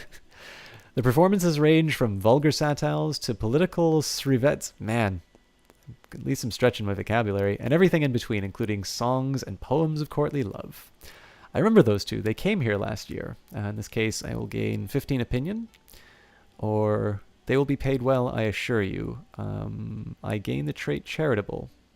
So increasing my diplomacy will actually help with my vassal limit. So let's go for that. I can't really afford it, but it's a really great way of helping me with my conquest of Lombardy. So I've got 10 spaces now for vassals. Who's winning? So, I still remember you saying that all the pictures you send to her are below the waist. You were concerned. What two private individuals do in the privacy of their cell phones is apparently the business of a public chat. Who's winning? So CDEC, Chinese team that came up through like the open qualifiers, I believe, has not just been winning, but 2-0ing in a best of 3 every single team that they have faced. So tomorrow is the grand finals. There's going to be Vici Gaming versus Evil Geniuses in the lower bracket. The winner of that will then do a best of 5 against CDEC. And it's entirely possible that the CDEC team, the team that did not get an invite to TI, didn't even get an invite, I believe did not get an invite to the qualifiers, but participated in the anybody can play qualifiers, could be the one that takes the whole thing. It's absolutely incredible. And the game, like, if you want, I know there's something about watching these live events, but honestly, there are very few games that I could say have not been some of the best Dota that I've seen in the year. Like, the play has just been exceptional. Although I will admit, I was really, really impressed by... So I really like Virtus Pro in general. I was really impressed with what they were able to pull off, although I was really disappointed to see that they ultimately didn't make it through to the end. You'll be hacked and put on that one site that Jennifer Lawrence didn't like very much. Last year was so boring. You know, yep, I liked it more than others, but I definitely know that TI4 is not fond. And I think part of the reason for that is TI3 had such a fireworks of a finals that the TI4 finals definitely didn't compare. But TI5 has merited the attention. Yeah, TI3 is basically what got me doing Dota 2 regularly. Your expedition has finally reached the realm of Sultan Jahil. Your steward asks what gift you shall bring forth as a token of your friendship. So I can spend 30 gold for a dozen strong horses, a chest with quality cloth from back home, a pouch of rare herbs, or my courtesy should be enough of a gift. No. What does he think of me? 14? I mean, it'd be great if I gave him the horses. But I don't want to go into any more debt, so a chest with quality cloth from back home. At dinner, you notice Sultan Jalil of Africa's face growing red with annoyance as he glares at your steward for shoveling his food in with his bare hands. Please excuse him. I'm still trying to teach this barbarian to be this barbarian civilized manners. So he likes me by 100, and I'm pretty sure that's a fair margin as well. In this case, I will sell out my steward. The clergy is not satisfied with collecting a tithe from all free peasants. They demand the right to collect an extra tithe. A tithe is a tenth of the peasant's harvest or a tenth of the craftsman's production. If the priests were allowed to collect another tithe, it would double the taxes and thus make the peasants protest wildly. An extra tithe? Sure. So 2.5 revolt risk, which I'm not that worried about, to be perfectly honest. Or the peasants would starve and I won't allow it. So he's got a 100 opinion of me as well. Am I making money from him, though?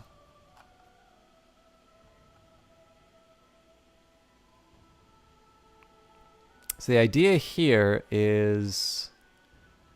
I'm just trying to see whether or not this is going to push his opinion of me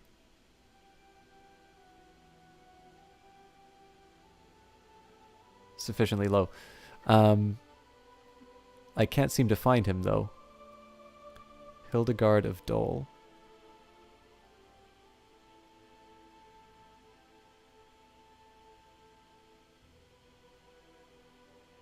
So the Pope likes me 96. It's possible that I'll actually lose some money off of this.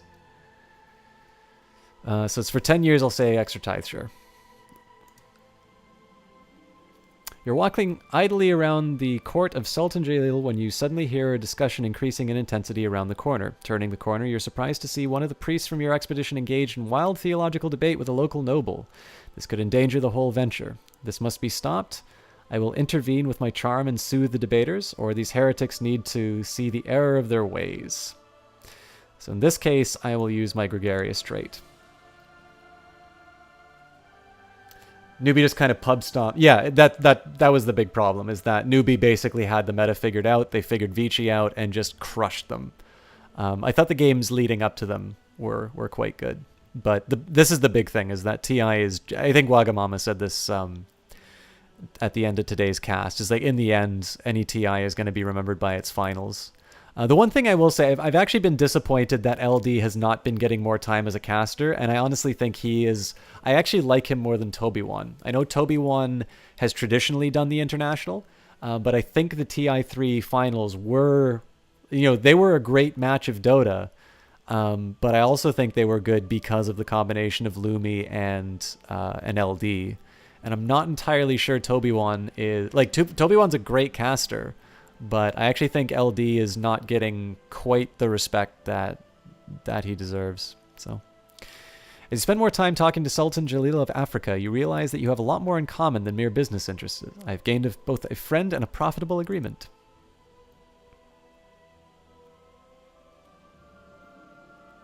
You have to go. You enjoyed the stream. Hope to tune in next time. He has the memes. Yeah, I'm obviously Black Hole. Man, I wish I could deliver Black Hole like Toby1. Yeah, yep. It's always great fun to have you in the channel. I'm glad you enjoyed the stream. I know I was spending a lot of time. This is the one challenge with playing a game like this, is sometimes you have to manage the realm, and it's not the most exciting. I'm glad you enjoyed it though. We will definitely be back Monday. I do have a meeting for this research project on Monday, so I might be a little bit late in starting. But we'll be doing something not grand strategy on Mondays. Haven't figured out what yet, but hope I get a chance to see you then. With a new trade route set up, you return with the first batch of goods to sell them off at a nice profit. The influx of new wares will also benefit the economy for a long period of time. More money is always needed. So this is absolutely fantastic. I get 412 gold, 150 prestige, 30% city tax, 20% castle tax, 20% tribal tax. I gain extra 2 stewardship and business contacts. So, first thing we're going to do is we are going to create the crap out of a bunch of duchies. The first thing I'm actually going to do is do something for myself. No, I'm not, because I've already got 2 duchies. I was going to create the... Duchy of Valois, but I can't do that until I can get rid of Franconia. So... Basically going to be looking for places with little shields on them, and that looks like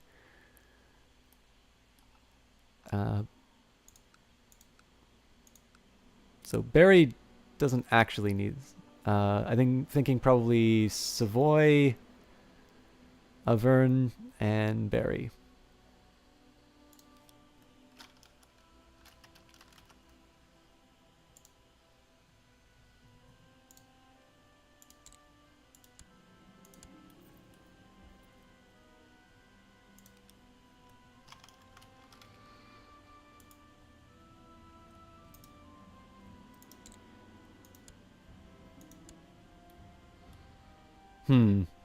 Maybe I should just sit on this gold, actually.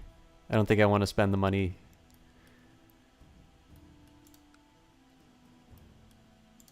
So the one thing I don't want to do is give him both Savoy and Upper Burgundy. So in this case, he becomes the Duke of Savoy. And with any luck, that'll create a little bit of conflict between these two guys so they don't draw their attention to me. And I'll find out which of these vassals likes me more. Congratulations, you are now the Duke of Berry.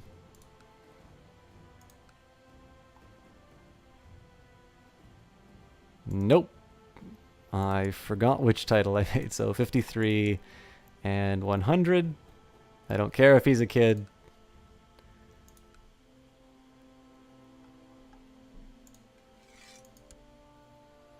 So now I've got basically 11 vassal spots.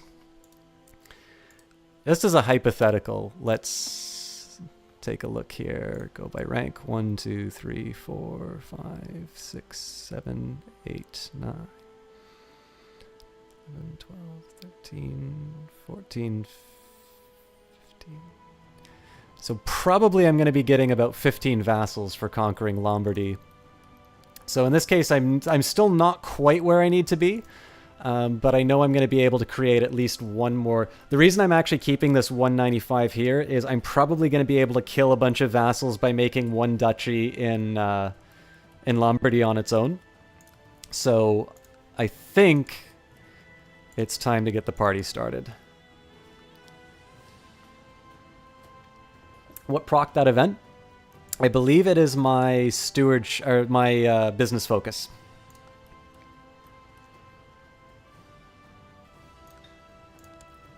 So he's not really recovered after the clobbering we gave him, so we will claim Lombardy.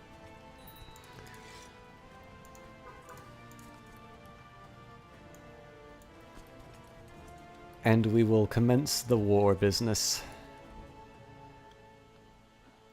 Let me just double check that they're... Okay, they're heading inside, so... Unless he decides to bring in some allies I didn't know about, we are good to go. Your steward has brought in riches in the realm through his competent handling of the trading expedition, and he probably expects to be rewarded with a share of the wealth. I could say he's just doing his duty, but in this case, I don't mind paying 82.5. I'd prefer not to, but that's kind of why I kept a reserve. And we are actually making a profit during this war, which is even better, so... Yeah, and all these Lombard troops are... I mean, they're consolidating. It's not that they're just running away, but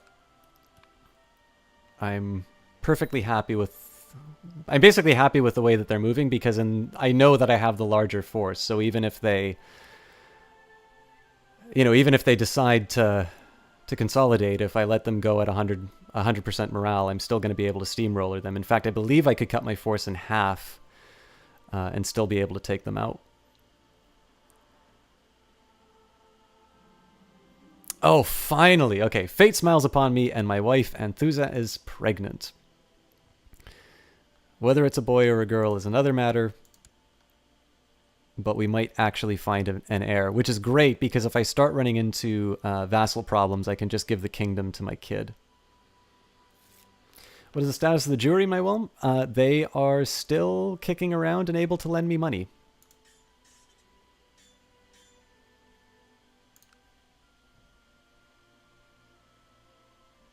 You know what I haven't done for a while? We'll keep these people in prison.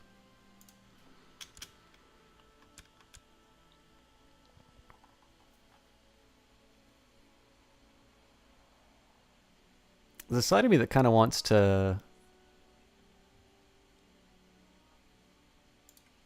ransom some of these.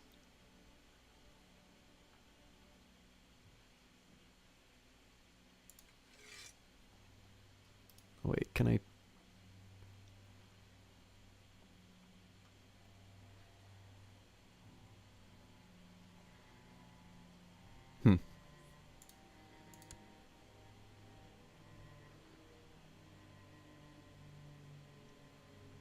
Oh, I can't revoke his titles because he's a vassal. Or he's not my vassal.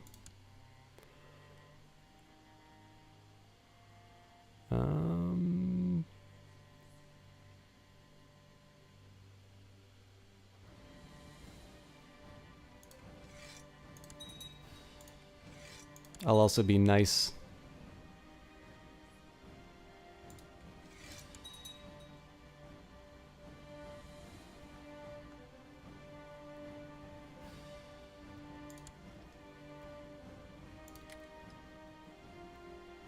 I can't even remember. I thought this guy was a... I'm pretty sure he was one of the leaders of the rebellion, so... I'm not that tolerant. Okay, looks like we... Oh, I thought we had somebody who joined the war. Alright. So one thing I want to be careful about is just what can be supported so far as troops. Got 20s kind of across the board. And then once we get to... Yeah, so basically what I want to do at once I get inside Lombardy is I want to cut my forces in half. So the nice thing here is that they've moved on Provence, which means I can use my full force to crunch them. And I'm actually going to put my heretic commander in the front lines. Okay, so not only is he Lollard, but he's possessed. Actually speaking, okay, well, it's not going to give me the description of Lollards at the point. So I've got my Lollard commander, my Germanic, former rebel on one flank, and then I guess I'm a coward, actually. Nah, you know what? You only YOLO once, so Charles will fight alongside Widukind. This can't possibly end. To the narrow-minded bigot Charles, may your years be short and miserable. I accept paying your ransom. Cool. So yeah, one of the possible drawbacks of this is that for this fight for Lombardy, I'm going to wind up killing Charlemagne before I can actually... Hang on. Why don't I see my chaplain dealing with the Fraticelli heresy? Well, he is working on it, but too slowly. Yeah, so what I could be doing here is I could actually be possibly signing Charlemagne's death warrant by taking him into the fight, but he does have a very high marshal. And there is something to be said, King leading his troops. I mean, there is also the possibility that there's the, the great event, the tremendous success with which gives you high prestige, which didn't actually happen. But in this case, gain war score, prestige. I almost never look at this stuff at the top, but it's actually, even though I look at casualties, this stuff is actually a little bit more important because you can gain prestige and military technology. The more war you make, the better you get at it. So at this point,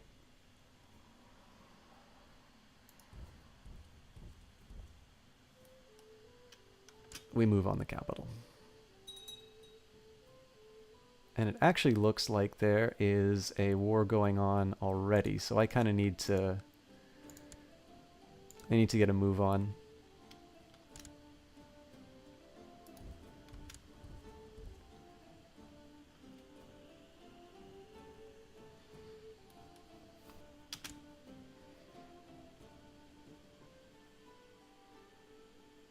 One thing I love about this song is when they advertise the Old Gods expansion. My careful maneuvers in this battle have shown our patient nature to everyone. So gain intrigue, diplomacy, stewardship, learning, defense. Man, this guy really is like Charlemagne. Look at these stats. Okay, maybe not learning and intrigue, but... after reading a little history of the world, I was, you know, I kind of knew a little bit about Charlemagne from school. I knew of him. But to,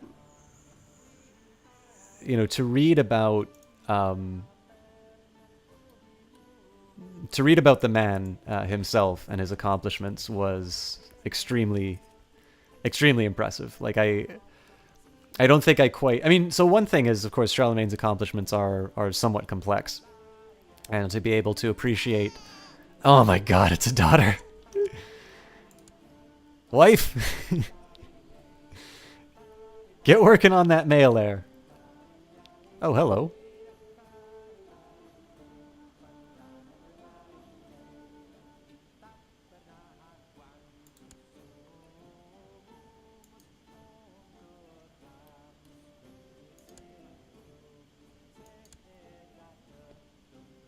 I didn't know I put my son under a duke. Probably should have been paying closer attention. Alright, so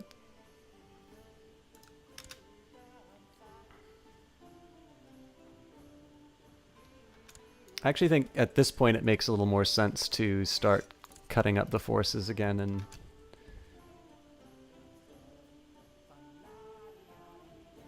making some progress. Anyway, so with this song here, it's obviously, you know, a little bouncy, a little classic, and comparing that to the decidedly metal interpretation of the Vikings, it makes for a cute trailer.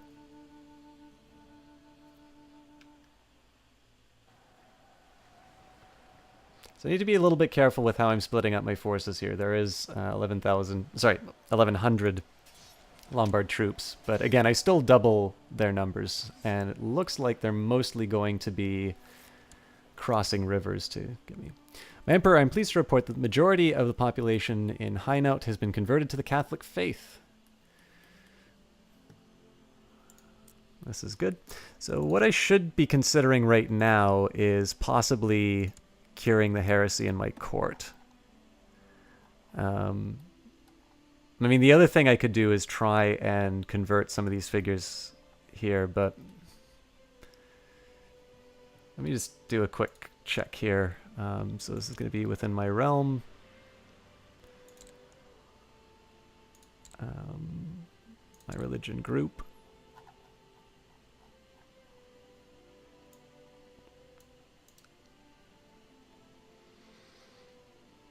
Okay, so we've apparently got a bunch of Waldesians. I'm mostly looking for people kind of focused in one area. So a bunch of Catholic heresies, at least we don't have any... Okay, so we've got Fraticellis, Lollards, Waldesians. So I'm not too worried about mayors, a little more worried about especially the Prince Bishop. So Aquitaine is basically gone heretic. My Marshal is a heretic. Huh. I mean, this is tricky. I'm not entirely sure if I should just put my chaplain in my court to convert. I think at this point here, I'm just going to start converting. I'm just going to start converting these provinces. It seems a little slightly better use of my time. My commanders will eventually die out, but ideally I want to be holding these territories as long as I can. So what I'm going to do here is I'm going to siege out this area, and then I'm going to move north on these Lombard troops. It could, I mean, the war could be over when I take the capital, but I'll anticipate a future move. Ah, we lost Charlemagne. He won't be making the Holy Roman Empire, but we don't lose the CB, so We have a new heir. If my character dies, I will play as Prince Grifo of Bavaria. Now, the one drawback here is you see a pretty significant drop on my vassal limit. So, Emperor Charles rests in the arms of the Lord at age 47. He died a natural death. Long live Emperor Pepin II.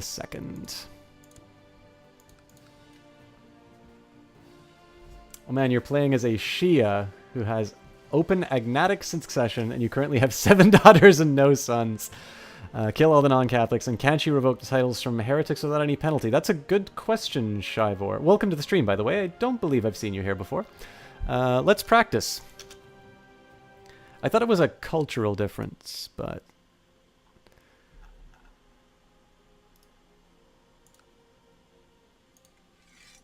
looks like I cannot. And then all these other figures are not title holders. Alright, so we'll do a quick arrangement. So one drawback here is that because Pepin was sitting in Lombardy, he was not able to marry, so we'll get that taken care of right away.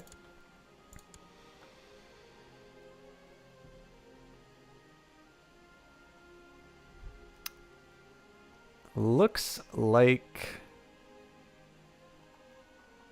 my only option is a Scottish bride. Well, Pictish, but... I don't really want to marry a 32-year-old. So, I'll at least start making babies, and I think I'll worry about assigning a new commander.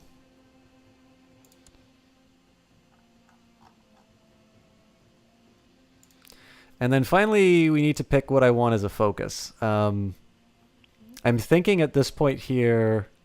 So, I mean, it would be cool to do theology and to, you know, to do an early run for a pilgrimage just to get my piety up. But I kind of get the feeling that I should be working on my stewardship so I can make the rest of these titles. Well, hang on. How much am I making here? With my army raised, I'm still making 162 at my current rate, and I do have a 21 stewardship. So actually, let's go for theology just so I can get the pilgrimage out of the way. And then after that, I'm going to... After that, I'll maybe switch to business or whatever I need to for the realm. Now, normally what I'll do at this point here is kind of do a small reset as far as the... you know, as far as just my plans are concerned. I normally go through the ruler and kind of reassign all of my... Actually, it looks like these guys are already in different positions, so I will take... Everybody hates me at this point because I'm a new ruler anyway, so I will do a small reshuffle with the...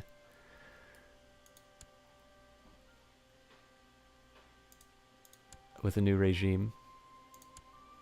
There's a couple of efficiencies that I can wring out. I'm not quite sure what to do with my Chancellor, to be completely honest.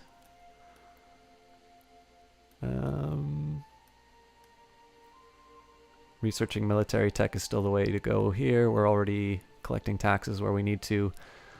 I'm surprised we don't have factions. Okay, now we've got factions. So, sadly, my spy master can no longer research tech for me. And I guess, for lack of a better option, let's get my Chancellor winning hearts and minds.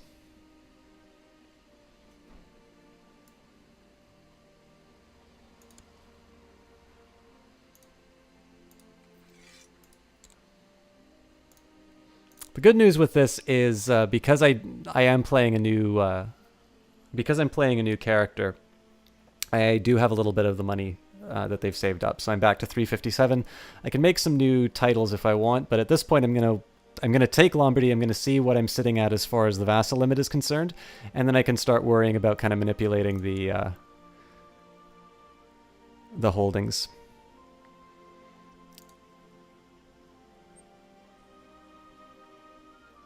I don't think... Yeah, I'm way off on getting that extra point of legalism, but I would like to raise the crown laws as quickly as I can so I don't have to worry about multiple kids. So, All right, sorry guys, I wasn't paying attention to chat while I was working through this stuff. So, just lurking on CK2 days, glad to be here. Yeah, Shivo, it's, I was going to say, I definitely like doing CK2 because I notice it's not streamed that well on Twitch. So I get to meet some like-minded folks who enjoy the game as much as I do. So feel free to lurk, feel free to participate in chat. I'm definitely quite new at the game myself, so it's always nice to discuss plans. Kite260, how's it going, my friend? I think Superior Blaze is in here as well. I thought I saw him a little bit earlier, but Kite260 and Superior Blaze are both streamers. Kite260 is on Team Panda alongside with me. If you guys have not given him a follow already, he is an incredibly nice guy, especially given the fact that we were calling him a serial killer in Tony's stream the other day. All right. You and Pepin II have gotten married. We can collect a royal aid duty to pay for the ceremonies. I can get 75 gold for that, which is not trivial. Prestige is nice, though. I think in this case I will take the tax. And I will give myself a new ambition.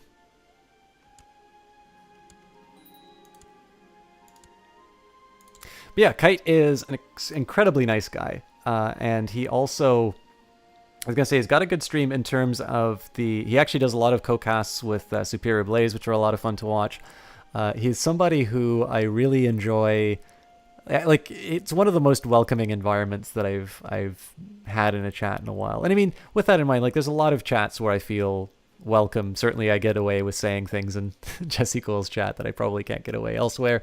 Clara is kind of responsible for me getting into a lot of streaming in that. But Kite's, you know, a very generous person. I think everybody knows this, but it really can't be said enough. And I think in many ways he... you know, just the nature of this person really comes through on his stream. He's definitely one of those people who makes the world a little less terrible when you're having a bad day when you get a chance to watch him. So if you guys haven't given him a follow already, I definitely would encourage it. He's somebody who's very consistent in terms of the quality of the stream that he gives, and he's a really unique guy. I'm really happy to know him. Iberia soon? Oh, you mean in terms of marching? Yeah. I kind of want to take Bavaria just so I can claim that territory back, but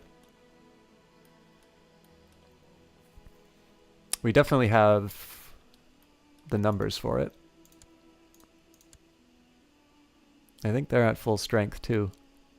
Yeah, we can roll over them. Although if it's a holy war, we have to worry about their allies too. Well, we'll worry about what happens in Lombardy first.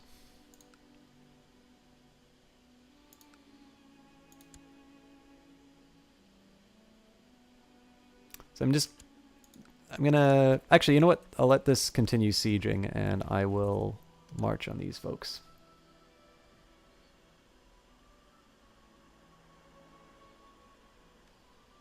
By the way, Kite, I know we were talking about your injury in Slack. I hope your arm is feeling better.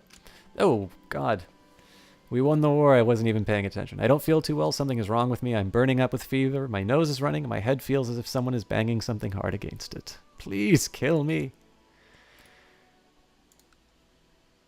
Force demands.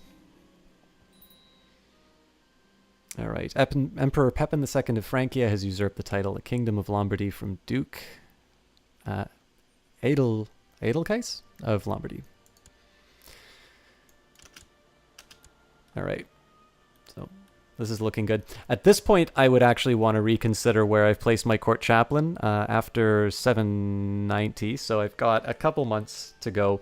I'm immediately going to send him to the papacy so I can create the Holy Roman Empire. Now I'm at 49 and 43 vassal limits. So with the 461 gold, I should be in good shape for getting my realm under control. You can already see the effect that this has had on my troops, right? I'm almost convinced that I lost troops by lowering the levies. Not to worry, they'll come back. But you can see here, like, I went from 10 to 5. Now, even if I said that I lost some of them to to attrition or something like that, I'm really sitting at about 7.8. So that's the effect of having too many vassals. That's why I wanted to have a balance as far as wealth goes. So in this case, what do you get for making the Holy Roman Empire? Because Exalted Among Men seems like a... I have to have a prestige of 1,000.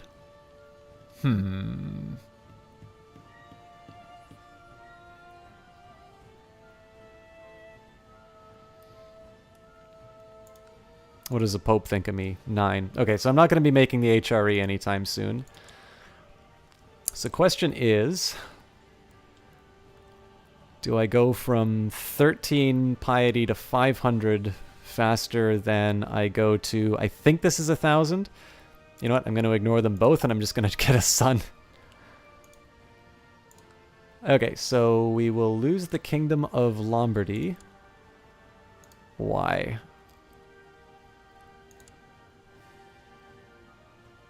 Because of Gavelkind succession.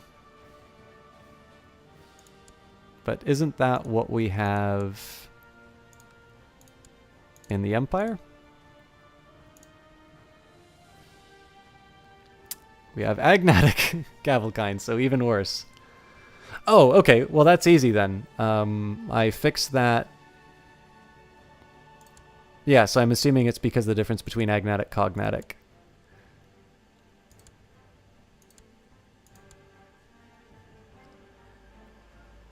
So I just need to change the gender laws and I should be good. What's it going to take? I need to reign for 10 years and I can't have us vassals fighting each other. So it's a little touch and go as far as the succession laws are concerned, but I should be able to get past that.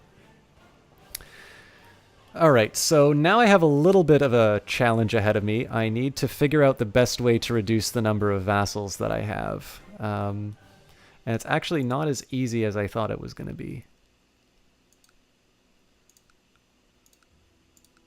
I think this is probably the first place I should go, so...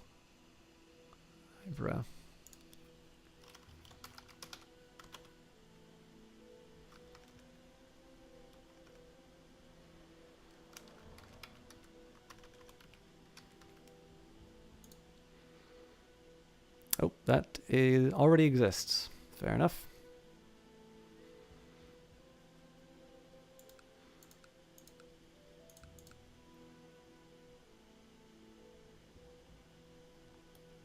So it looks like most of these titles actually already exist in Lombardy.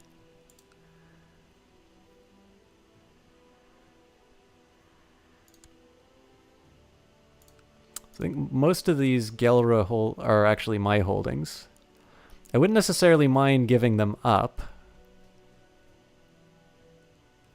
but I need to focus on the stuff that will reduce my vassal limit. Okay, so Lower Lorraine.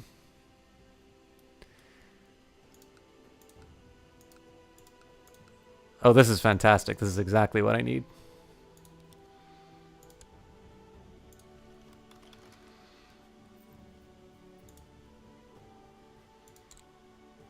You know what? I really should have gone for Exalted Among Men. This is such an easy way to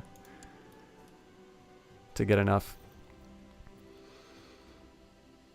Okay, so I guess the big question here is who hates me the least?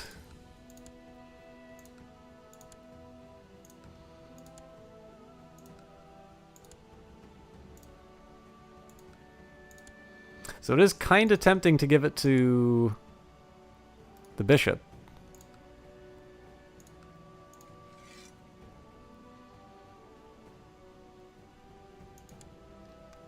So this is the one thing that kind of irritates me about this. When I created Lower Lorraine, it only gave these two titles. I'm pretty sure I selected lower titles. So what I'm just going to do here is transfer these vassals to this guy. Again, it makes a very powerful individual, but in this case, I'm in a fairly strong position to defend it. So, hey, trainers, how's it going? And Shiver, you like lowering the levies by selecting the army instead of using the army tab, since that way you get a warning if you lose them. The issue is that elective is different for each kingdom, so your vassals don't like you, and you may end up with 4 different kings under you. That wouldn't be that bad, though, since they'd be vassals anyway, and you don't have to deal with the dukes. Yeah, ideally, I'd like to hold all the kingdoms for myself. But that was one of the reasons that I created the empire at the time that I did, precisely to, precisely to get past the possibility that those places would become free. Okay, so Verdun, Metz. Oh, this is Alsace. So I don't know why it's recommending Vans.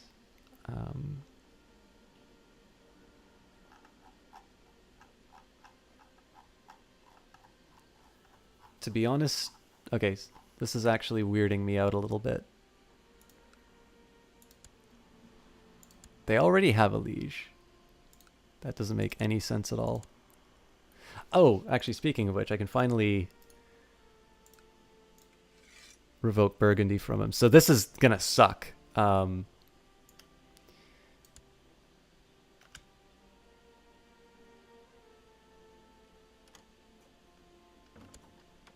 God. I guess I have to.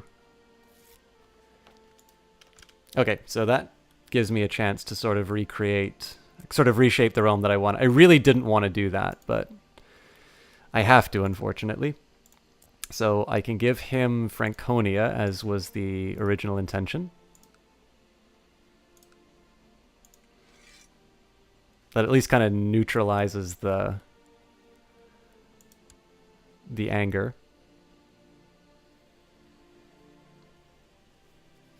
It's also a reason why your bishop doesn't get all the counties as vassals, because they're vassals of some duke already. Yeah, I noticed that.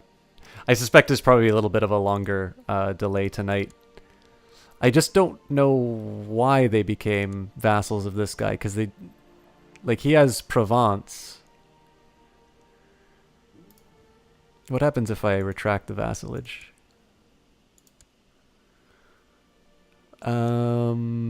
I really don't want to do any more actions that will upset my other vassals, so we'll hold off on that. All right, I am running out of bullets.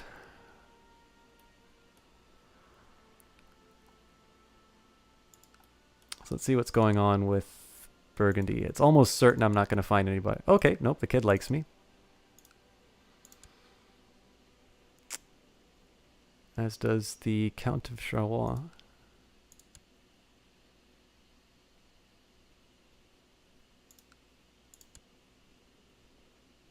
Okay, well. Loyalty has its rewards. Ah, that's what I was missing out on. So he apparently already owns this territory. I'm actually going to wind up taking this from him when I create this for myself anyway, but I need to find a way of getting rid of 5 more vassals. I feel like Brittany might be a way of... Well, I own a lot of territory in Brittany. But I think I'm okay getting rid of it, actually, so...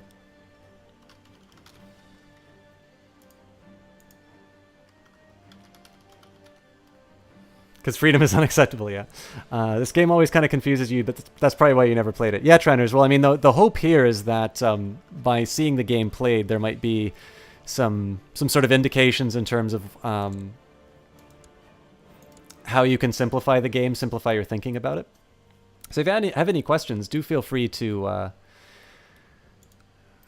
bring them up. I'm always happy to try and explain as best as I can. Let's give him...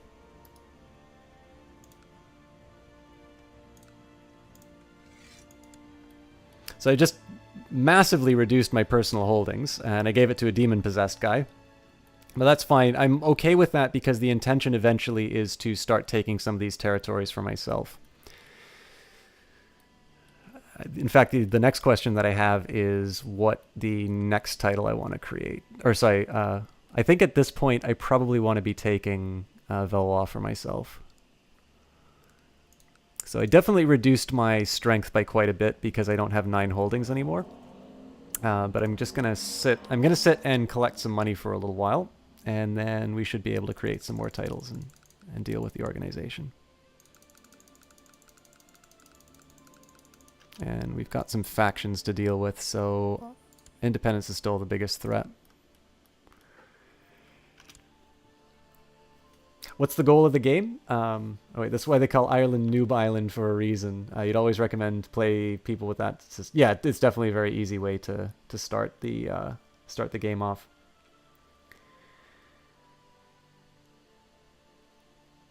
So Ender's question is: giving land to somebody who won't have an heir a good idea in the long run? In my opinion, it gives you the option. So if you can't create viceroys, somebody who won't have an heir just means that the title is going to go back to you, and so it gives you an opportunity to kind of roll over the territory. You notice that I always revoke titles as quickly as I can when people go up or raise up in rebellion, and that's mostly just to give me the option of rebuilding the kingdom the way that I see fit.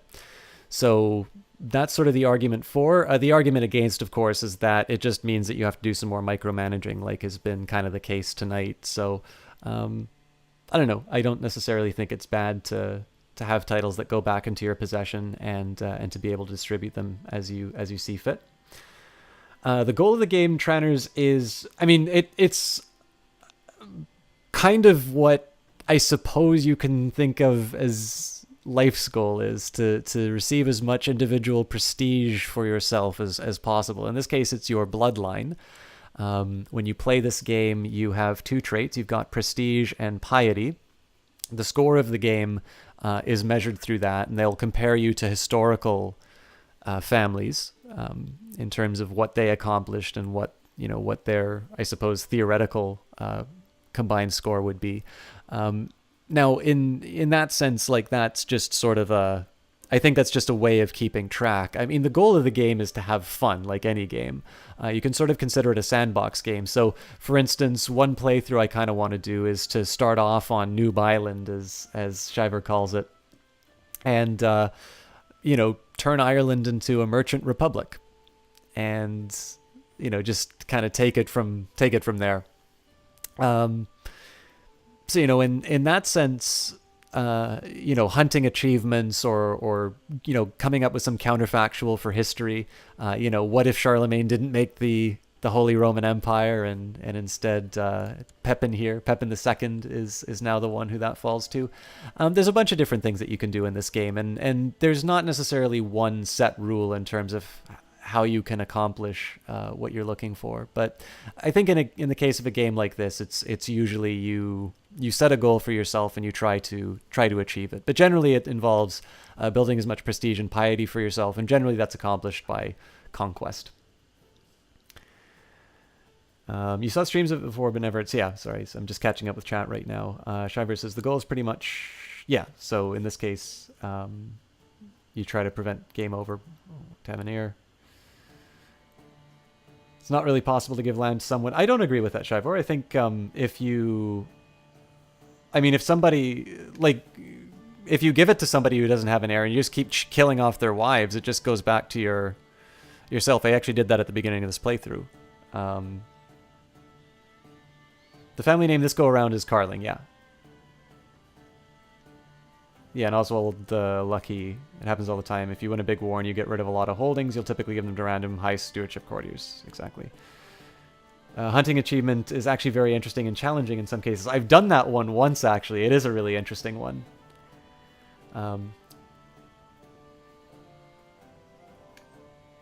Alright, sorry guys. I'm caught up on chat now, and I still need to reduce my vassal limit by 4. So, my liege, I was trying to teach the thick-headed peasants of Vermandois how to use siege weapons. One of them dropped a boulder on my foot. I despair over ever teaching these idiots how to wage war. Your humble marshal, Ogier of not even trying. So here my theology gambit didn't quite pay off. In this case, I got drug into a war. Still letting people rot in my dungeons, although maybe we can wring out a little bit of money. You know what? Everybody hates me here, so mass amnesty. Let's just let people buy their way out, and if I get assassinated, I get assassinated. This will hopefully allow me to buy some duchies.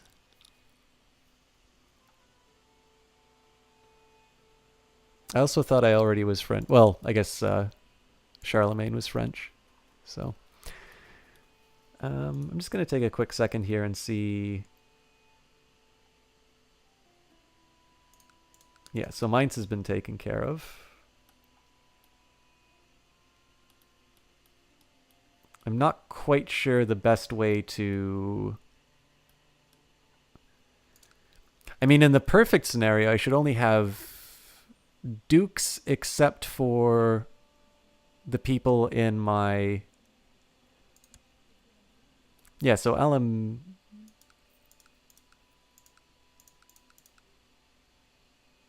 It's literally only because this guy holds all this territory that I have this duchy. So he should just be the only count under me. So actually, so here, yeah, this is a better way for me to manage my realm. Let me just see all of the dukes that I have. And if I have any counts, I just transfer them into the duchies that they're supposed to be in.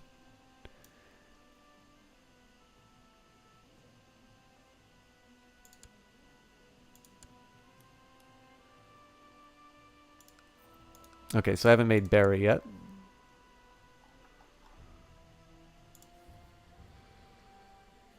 Endors, it'd be really cool if you could play a line that ran along with the House of Rose, a ghost rule, if you will. You'd have a chance to be on the other side of the world or something for them to get to the same place. It'd be fun. Oh, so you mean like kind of almost as if the game sort of recorded your playthrough and then you just kind of went off somewhere else in the world. So the AI recreates what you did as closely as possible while you're playing somebody else. That'd actually be a really neat feature. Or yeah, you can kill their wives, but you can kill an entire dynasty, which you usually do when you play as a patrician. The game doesn't just let you give land to someone who can't have... Are you sure about that, Shive? I mean, I haven't actually... I don't believe I have given it to somebody who's celibate. But I can definitely say I have given land to people who don't have heirs. I have a merchant republic under me. Yes, I think I got that through Lombardy. Or through conquering Lombardy, rather.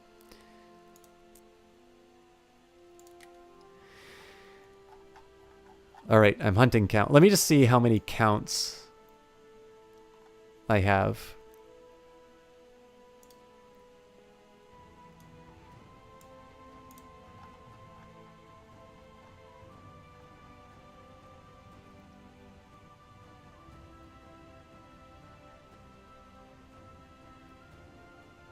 One, two...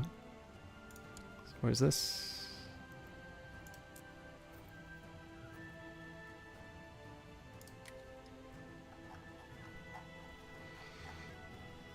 So Alsace and Berry. Champagne looks like the next one. Oswald the Lucky, thank you very much for that follow. Glad you're enjoying yourself. Or maybe you're not enjoying yourself. Maybe this is just the only option for Crusader Kings 2 on Friday nights. In which case, I apologize. Okay, so we've got... This is actually really tough.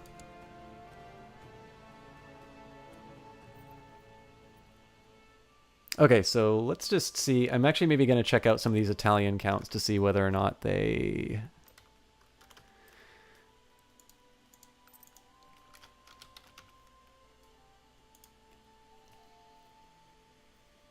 Okay, so there is actually a Duke of Tuscany somewhere.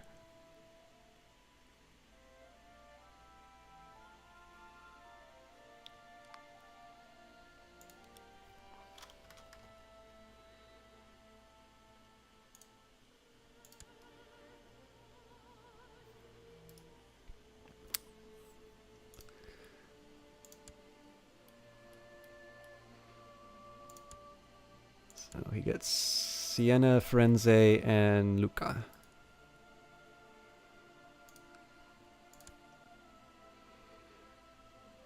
Or at least I thought he would until... So presumably these guys are already under other...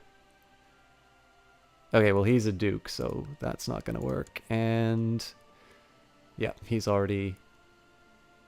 there. Okay, well, at least that's one count off.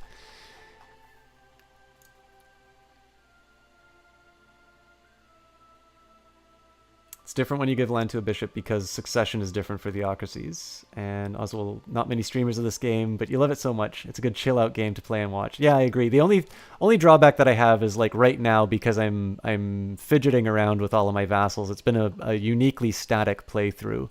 The war with Lombardy did not last nearly as long as I thought it was going to. Oh, maybe I have an opportunity here in Pisa.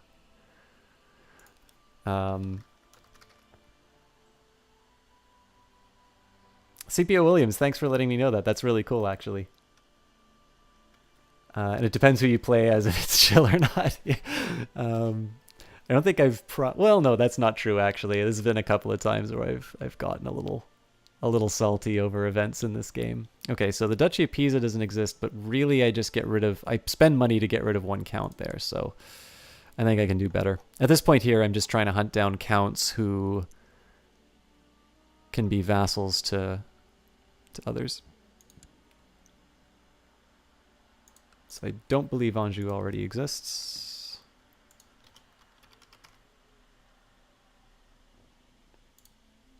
Yeah, need to create that.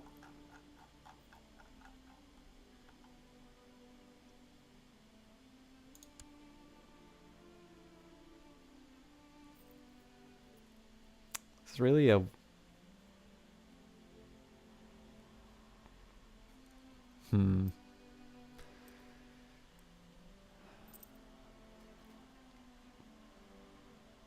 Doesn't make any sense to make...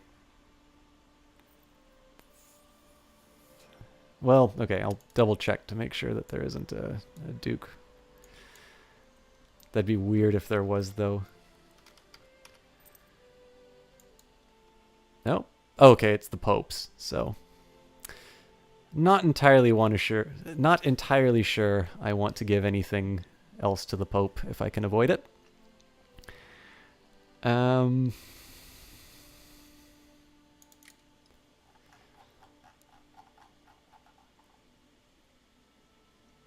Corsica? Do I even own this?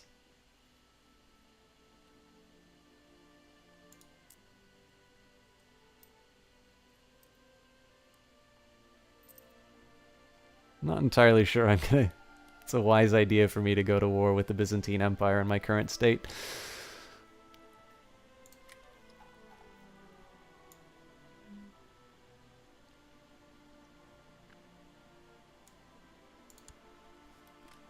And I think we're just back to these French holdings, which, as much as I'd love to create, I don't have the money for, so I think we are stuck as far as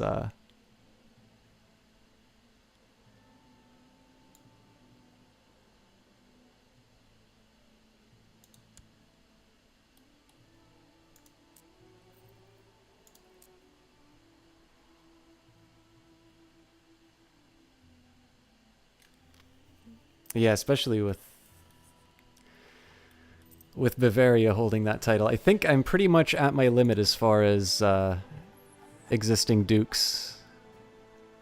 I mean, I guess the other thing that I could have done, rather than look for individual counts and then just find out that there's nothing else that I can do with it, is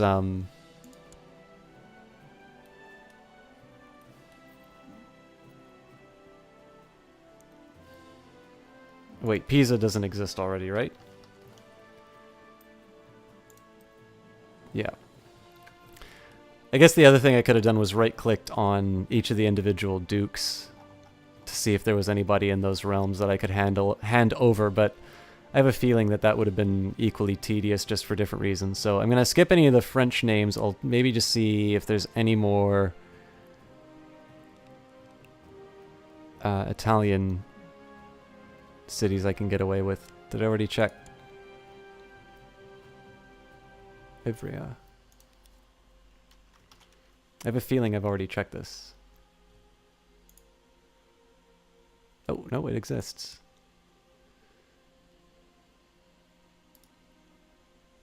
So we got rewarded.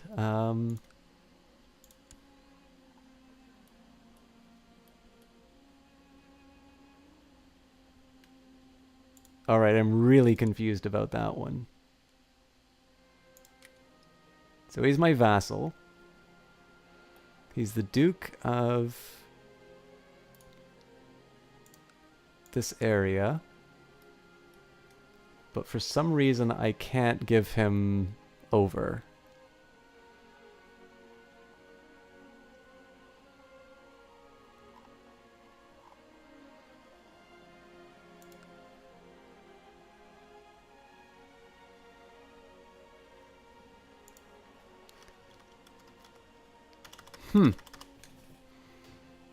Alright, I'm a little confused by that, but I'll just accept that there's a logic to the game that doesn't permit that.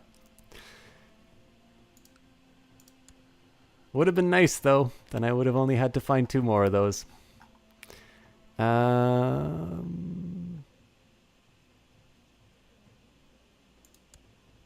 we already checked this one. I have a feeling I'm starting to repeat.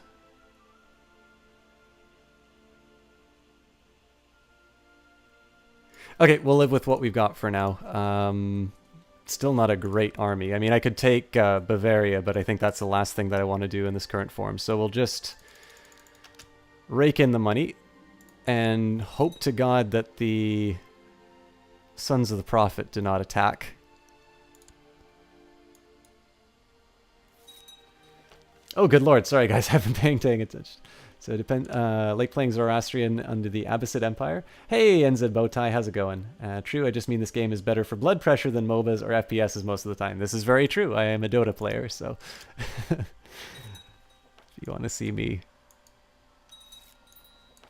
rage at a monitor. Okay, yep. So this is the consequence of me releasing all of the prisoners. I've got massive factions to deal with now. But I've already got my Spy Master on the Independence faction, so what do we do now? We make duchies. So I think Barry was one of these ones that we wanted to create, right? Actually, Barry looks like the only one we're going to be able to make, so let me just double check. Champagne actually might make a little more sense. But you know what, I probably want to keep that for myself, to be completely honest.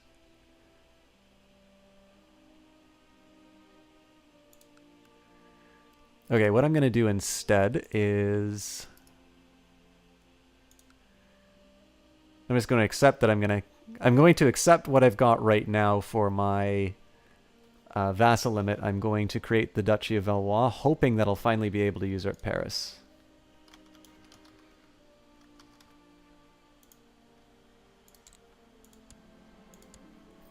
I believe I still only have 2, right? Yes. So I think I probably want to claim Champagne as well. I think what would have been best is if I could take the Duchy of Orléans, but because I don't have that, I don't want to kill him, I just want to take his title.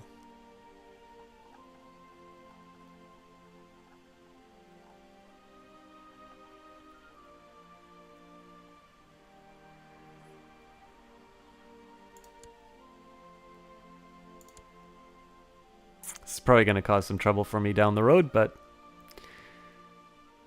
such is life. So basically the plan is going to be to take each of these individual titles for myself. That will start to bring me up towards my limit. Then the only remaining question is which of these other territories do I take on my own. Ideally, I'd like to have them all clustered together. Orléans would be probably the best because it's got 4 other holdings, so in total I have 7 titles. I mean, I suppose Champagne actually isn't that bad of an idea either, just because it has... I mean, 6 I think is like the default. So if I have a particularly bad stewardship, I could get by. I don't know, I don't need to worry about it. right now, so I'll just hold off. And I do not want to make that claim yet. And again, we just sit down and wait to bring in some money. If a vassal of a vassal is in rebellion against his liege, then it shows you as his direct liege since he's fighting deposed. Oh, okay. Yeah, that does make sense. And that's exactly, seems to be exactly what's happening there, so I'll just wait for that war to finish. Dota, you can hardly handle the LoL community. Yeah. Am I trying to do it without granting... Yes, Oswald the Lucky. Ideally, I'd keep every kingdom. Whether or not I accomplish that is another question, but...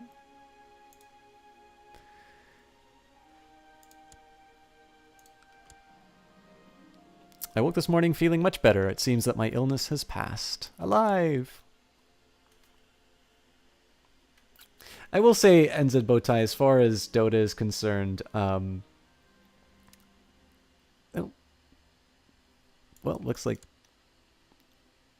this is partially sorting itself out. I'm now at 45 of 43.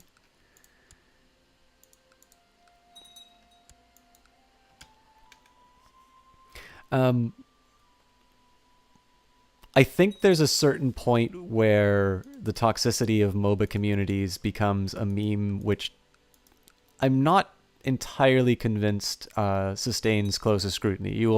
I think you will definitely pay more attention to the negative negative experiences than the positive ones. I do find the games very enjoyable, and largely because of their strategic elements. That said, I also think there is this very weird... Okay, I'm gonna go on my pilgrimage before I get pulled into any more wars. Not crazy about spending that money, but I'm not gonna be able to create any titles for a while anyway. So we're kind of in the holding pattern point, and I think we can crank up the speed, because as far as factions go, I mean, they're a known quantity. Who is he currently buttering up? Brabant.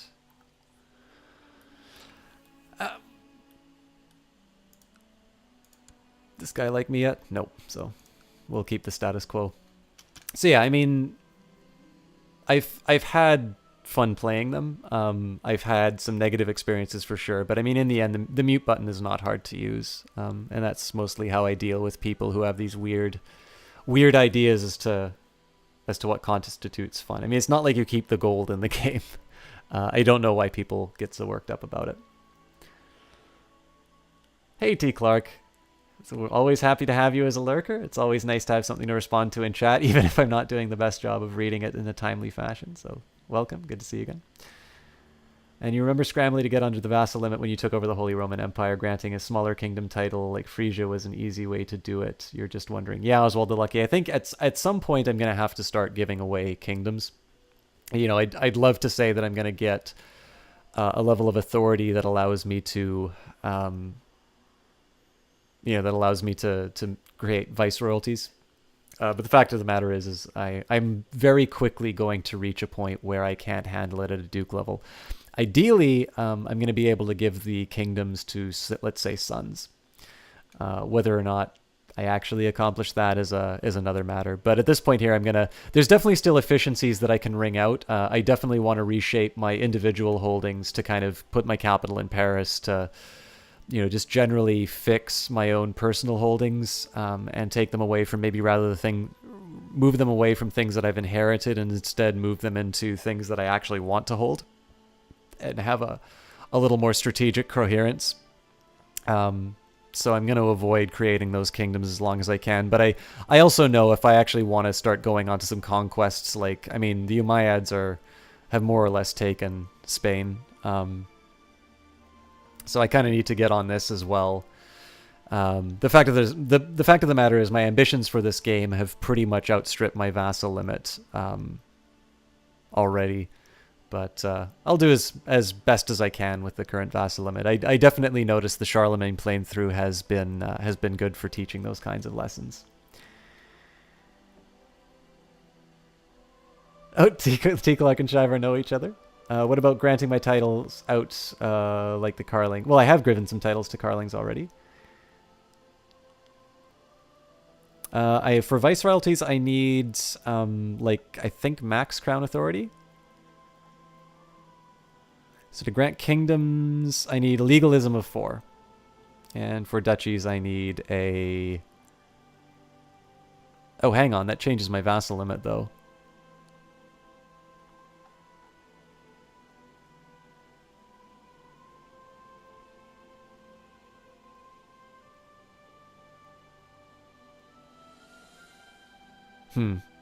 Well, fortunately, I don't need to think about... I mean, I still think Viceroyalty is the way to go. Oh, it's Imperial Administration.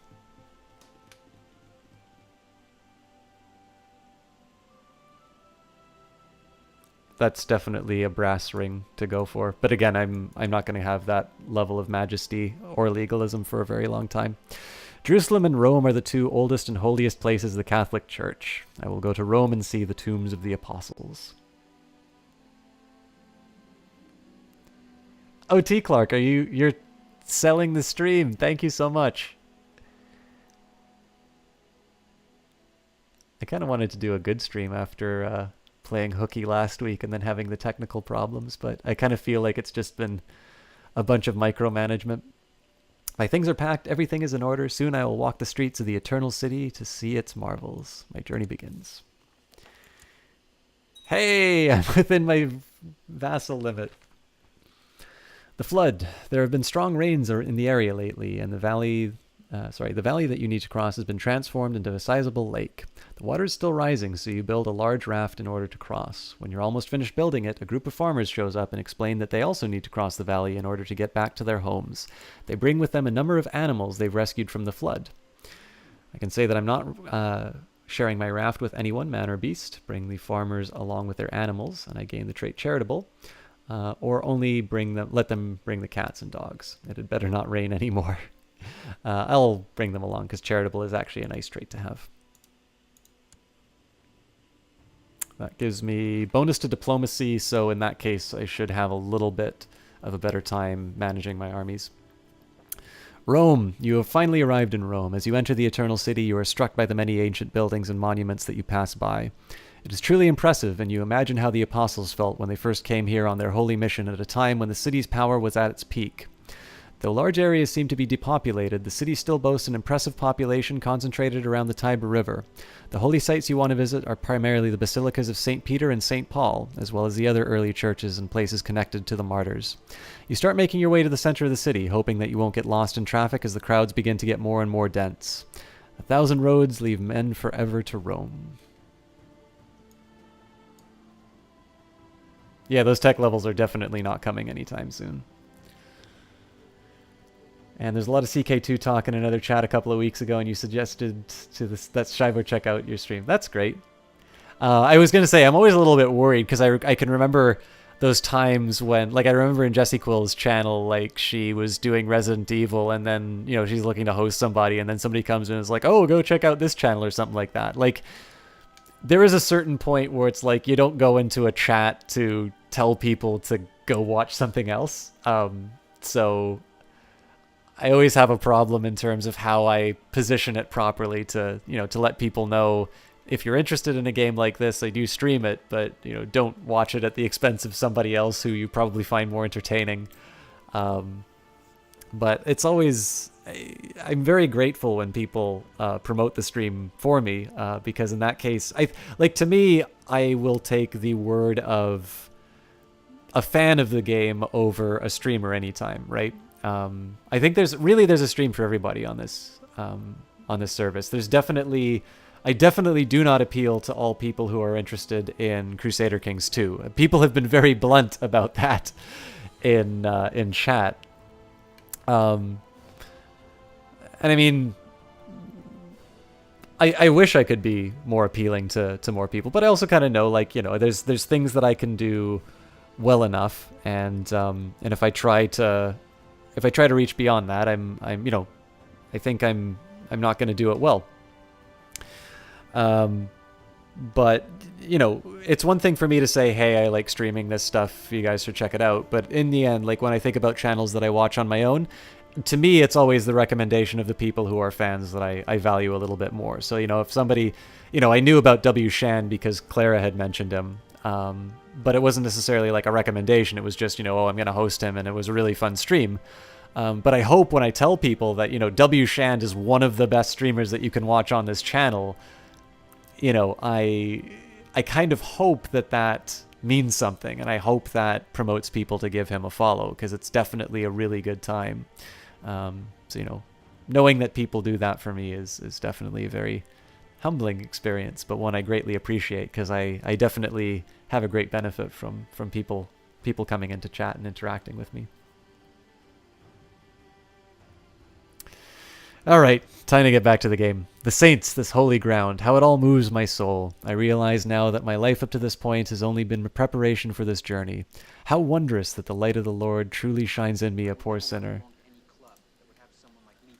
It was NZ Bowtie. Thank you very much for the follow. I'm not very good at checking out. I like checking chat over the video, so sometimes I miss the names, but thank you for the support of a follow. How wondrous it is that the light of the Lord truly shines in me, a poor sinner. From now on, I shall always do his work. Praise God. Pepin gains the trait Zealous, which will hopefully be good when we go to war with the Sons of the Prophet.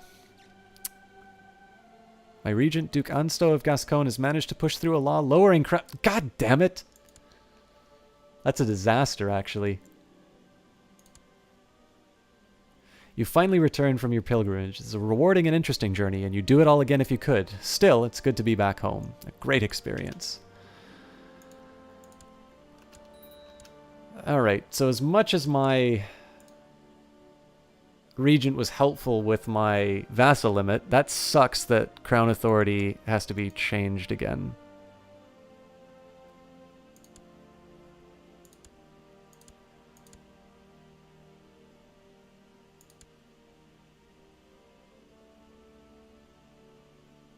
I think I'll just let this run for a little while, and then... I mean, it means that I can't move my Chancellor... I can't move my Chancellor into,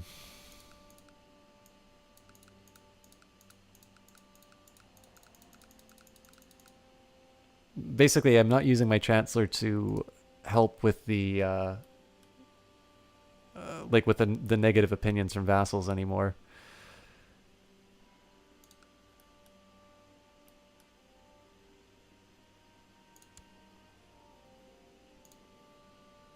Alright, so let's see who's got the largest number of votes who didn't automatically come on side. We've got Burdick of Brittany. Well, I mean, Brittany should already...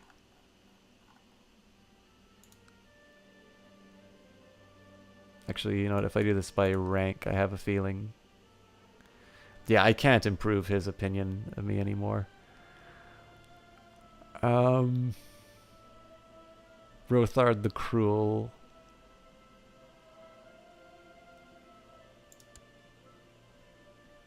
I mean, it sucks that I need to use my Chancellor on somebody who already has a high opinion of me, but hopefully we can sway these yokels to see the wisdom of increasing my authority. Most welcome. You miss a good CK2 stream? Well, thank you very much for saying that, NZ Bowtie. I was going to say, like, it's... Oh my goodness, we're actually really close to 300 followers. Guys, I never realized that. Thank you very much. It's sometimes, you know, I've gotten to this wonderful point now. I can remember, and Endors can tell you about some times not too long ago when this stream was playing games, and it was really just a single person in the channel, if that. And I'm at this very fortunate point now where it's no longer I'm, you know, hoping for one follow at, you know, the end of the night or something like that, but there's, you know, usually been one or two. So it's sometimes hard. Like I sometimes feel like it's maybe a little difficult for me to properly, you know, properly thank people or sound sincere when I'm always, you know, telling people, oh, thank you so much for the show of support. But I really do mean it. Like it's a very curious prospect to You know, to play a game, I mean, especially because my experience of Twitch has always been that people have face cams and there's maybe a little bit more of a direct connection with the streamer. And especially with a game like this where I wasn't doing as much of the action, where I was doing a little bit more of like managing counts and just going through menus without, I mean, we've only done a couple of years of game time in this playthrough. But, you know, to have a show of support, to have somebody say, you know, I'd like to know when the stream comes back online, even if it happens multiple times, it's definitely a very, hey, the war is finished. We've actually got our vassal limit where it needs to be. So I'm kind of at the peak of my power. 7,000 troops isn't great. Hopefully we can kick off the...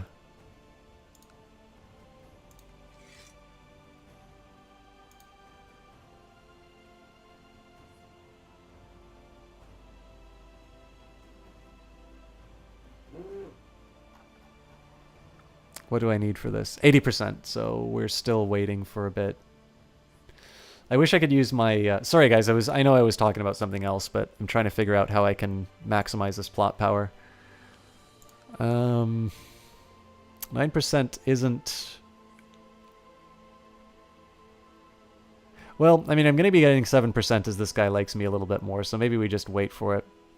But yeah, in any case, you know, it's definitely, it's sometimes hard to sound sincere on this stuff, but to get that vote of confidence, and most importantly, you know, I've gotten enough now that I'm able to kind of just talk over a game no matter what.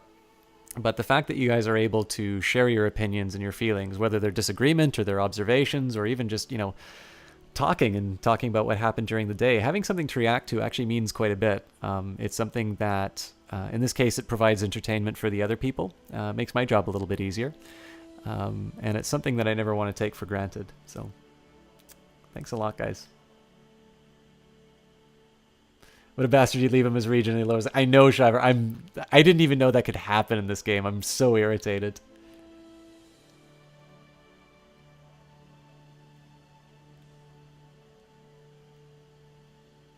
Yeah, CPO Williams. It's really weird when I think about. I mean, there are people from the first stream that I ever did, which was an Extra Life stream, who still stop by. Somebody who actually donated a game, who came in the original stream. By the way, I don't know if you guys hear my stomach growling. Sorry, I haven't had any anything to eat for a little bit. So. Bribery. I hope they remember me when I hit the big time chalk. Do you mean like Governor of the Bank of Canada? If so, I will definitely remember you, but I am not ever going to be appearing on the front page of Twitch, so if that's what you mean by big time. I live my life as other men do, navigating its rocks and obstacles, doing my best to achieve some success in my endeavors. Still, everything we do takes a place in the light of the Lord, and we must take care lest the influence of Lucifer comes into our lives. Indeed it is so. 10 piety. I should ponder this more deeply. 30 piety. Gain religious studies and learning +1. Or these religious ponderings give me a headache. Well, of course we'll ponder more deeply. Alright, so it's a little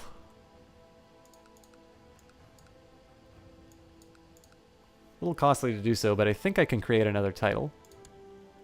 Nope, I need 188. That doesn't make sense. That looks like all of it's 188. Okay, fair enough. I always thought it was a little cheaper, but we'll go running through.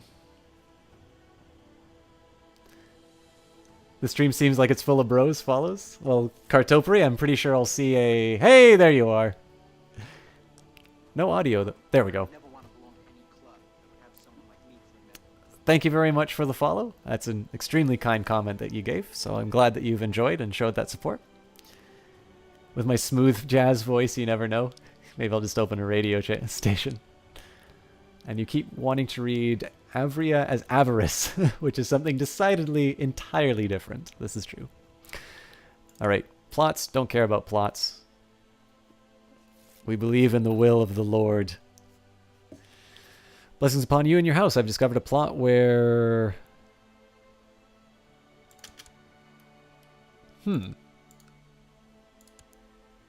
Maybe it's time that we do the war. I mean, I don't really want to go into hiding.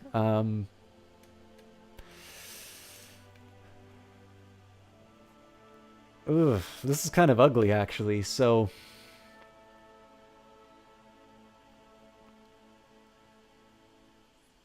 there's a couple of ways that I can think about this. So I could attack Bavaria. The problem is that that's going to blow up my vassal limit. And this also doesn't really guarantee me it doesn't really guarantee that that plot stops. He's also got a lot of counts.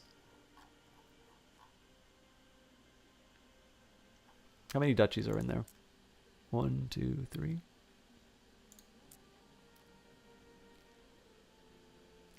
I mean, so there's a couple ways I can think about this. I can try moving my spy master to protect me, but that's kind of like a perpetual commitment. I can hope over time my vassals stop hating me.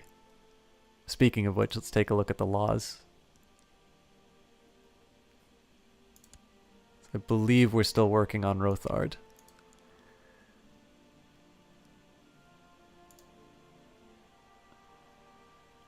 He is in Lorraine. Yes.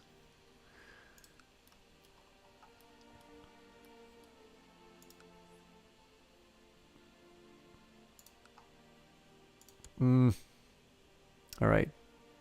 So what are the opinions? That's a lot of hate. Well, you know what? That's not so bad. I don't believe I can revoke. Oh, I can. I mean, this is not a bad way for me to... This is definitely not a bad way for me to get some more figures on my side. Well, no, actually, because these are all...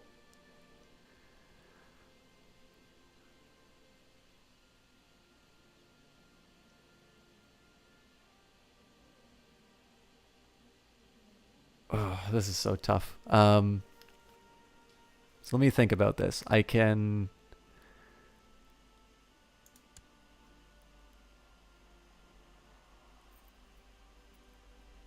revoke these titles. Yeah, actually, this is, I mean, they're almost certainly going to rise up in rebellion, but I can live with that.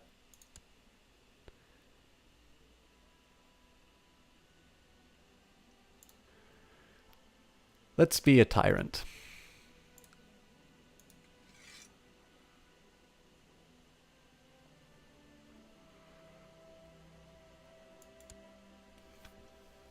I'm just going to do it one step at a time.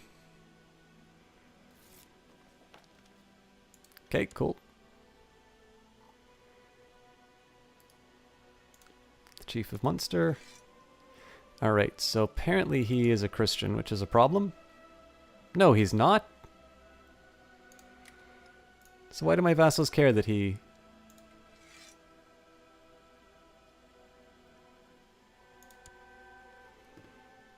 Alright, so much for that plan. Let's see now. So again, High Chiefdom of Saxony.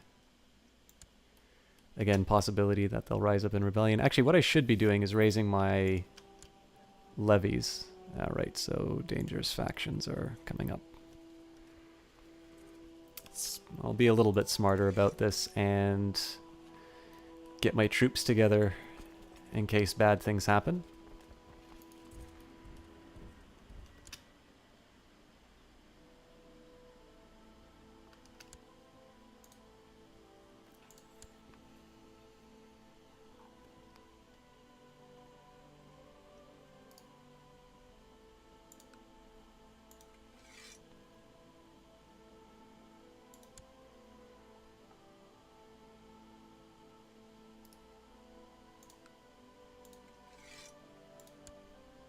Oh, he's just going to outright say no, I should have been paying attention to that.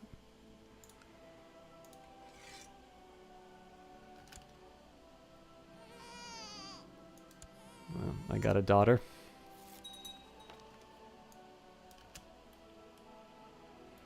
Okay, well, I'm completely fine with fighting these guys. I'll just do it one step at a time. It does mean I'm going to be over my limit for a bit.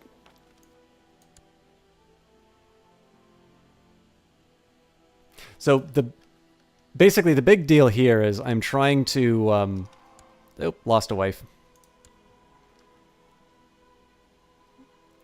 What are our options? Nothing good.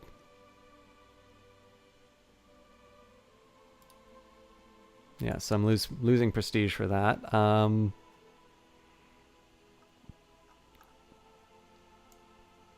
Man, this medieval Tinder simulator sucks. I think I'm just going to have to take the hit to prestige. I will not marry my 2-year-old cousin. Yeah, I'll just take the least awful of these options.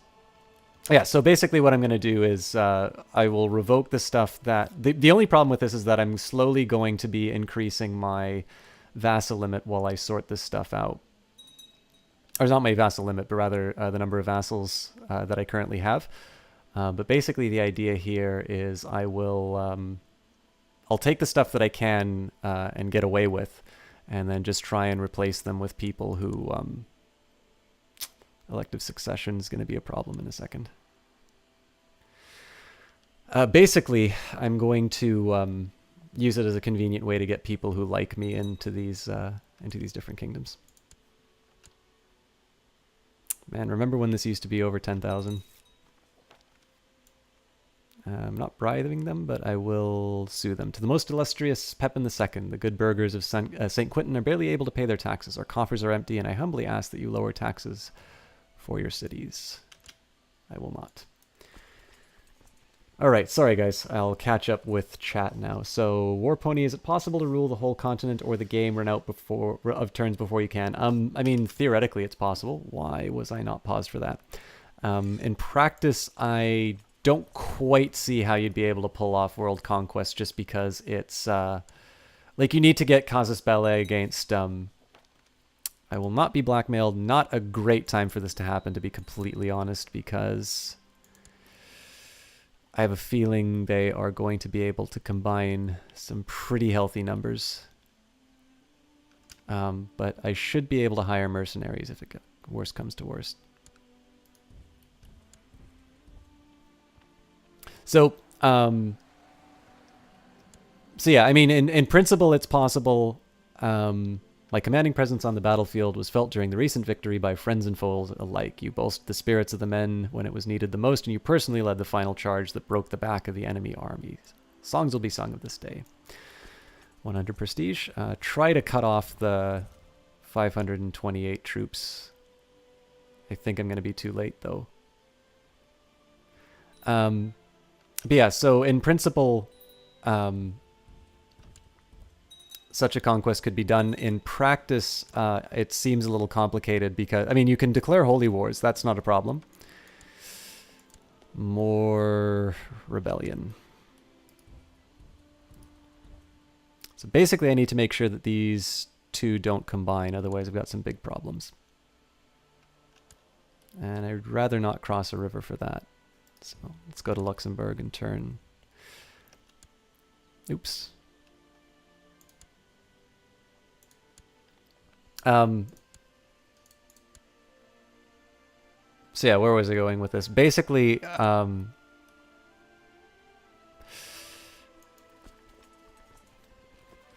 if I haven't done that much research on Crusader Kings 2, but I would have to guess that there's probably somebody who's done a World Conquest playthrough and probably did like a YouTube video of it. I'm just not familiar myself. You've never thought of that before, sort of forgot that there's nothing stopping you from having levies raised when someone goes, yeah, Cartoppery. It's I obviously wasn't doing that right away, but whenever I want to do something tyrannical, I usually try to raise my levies and then disrupt the combining of the forces. This has already happened, sure. And if you want to see World Conquest, check out Arumba and YouTube. Oh, thanks, the bear. I actually got quite a bit out of watching Arumba's Europa Universalis casts.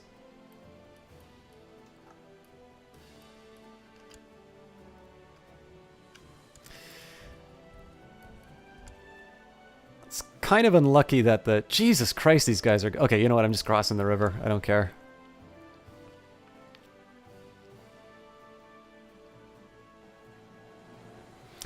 So yeah, it's really unlucky that that faction procced when it did, just because now I've got a couple of rebellions to sort out.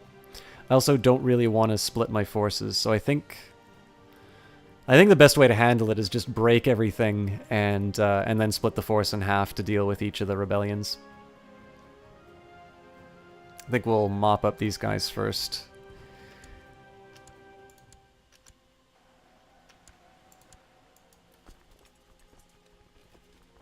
Oh, this is nice of them.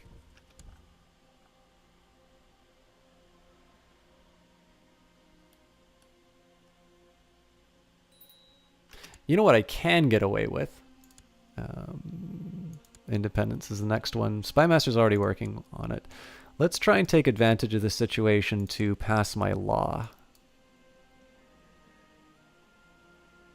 And looks like Rothrard is still my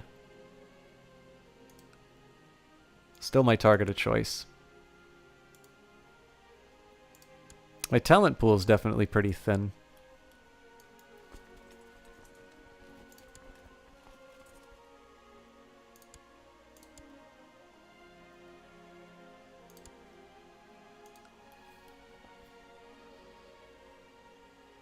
Record for the fastest world conquest is 9 years?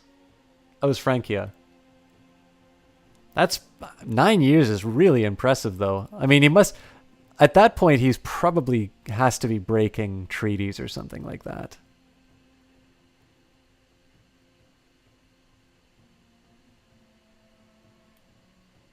This playthrough needs more of Wolfhild the Hammer. Breaking mice legs at age 6 for fun involved in no less than 2 hours. T-Clark, I love the fact that you remember that. That is by far... Like, I loved the House of Rose playthrough, but the fact that the Hammer of Britannia showed up at the end... What an incredible ending to that playthrough. I was so happy with that. I'm glad you remember. Yeah, Shivar, this is a character that it's on YouTube actually, but we had this big the first Iron Man playthrough that I ever did of Crusader Kings 2 was this like Count of Westmoreland, which I took up to basically from Count to Empire Britannia. We conquered as much territory as we possibly could, and at the end, our first Empress, inherited the cruel trait at age 6, like became Empress at age 11, and just like had this constant, just constant war, absolutely ruthless character. And the game nicknamed her the Hammer of Britannia. It was such, like, it was this huge fireworks display at the end of the playthrough. It was extremely satisfying to play. All right, so I'm going to make a wild guess and say that 2,000 stack didn't just disappear. If it did, I'm going to be very happy. But, oh. Well, that's one rebellion dealt with.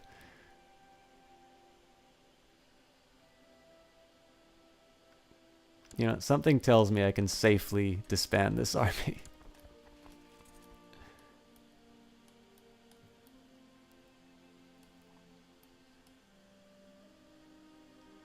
Who cares how many treaties you break if you rule the world? Yeah. One thing that actually really interests me and frustrates me at times about Europa Universalis is... where did... Yeah, there they are. Wait a minute, did this...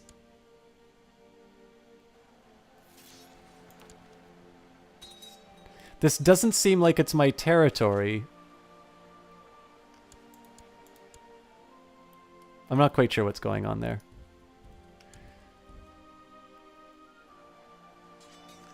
And sure enough, somebody wants to kill me again.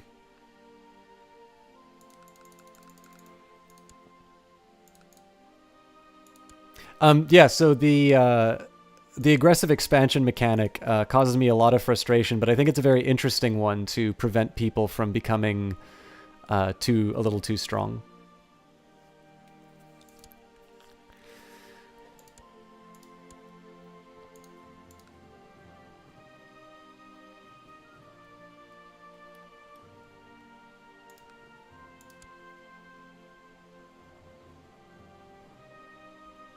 So I don't own this.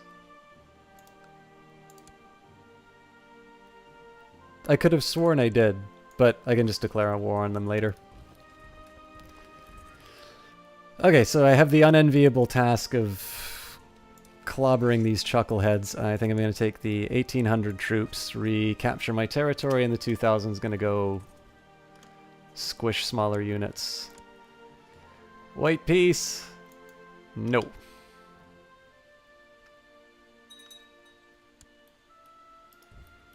I could probably split this up a little finer, actually. But I think the best way to handle this is to go north.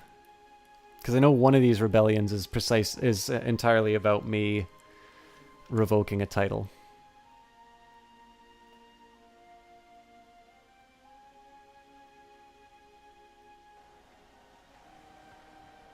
Actually, I don't even think I'm going to chase down the rest of the troops. I think I'm just going to go north. So I'll recover my territory and then... The start of the Viking Age, the centralization of power in Scandinavia along with rapid population expansion has begun to drive the denizens to look beyond the home shores in earnest. New developments in shipbuilding, an adventurous spirit, and fearless belief in the gods are now taking Norse seafarers across the seas towards distant lands. They arrive as traders, raiders, and conquerors. They call themselves the Vikings. From the fury of the Northmen, deliver us. The Viking Age begins. Norse provinces receive shipyards and increased shipbuilding technology. Characters of Germanic religion now get new casus bellis.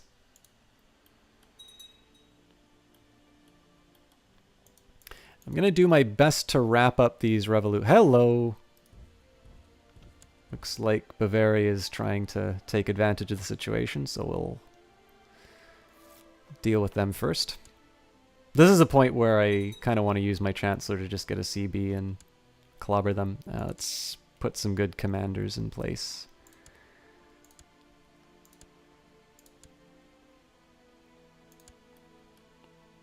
I think I'm going to be crossing a river for this too, so I definitely need to get the most out of it. Not looking good. We didn't lose. That is one costly victory, though.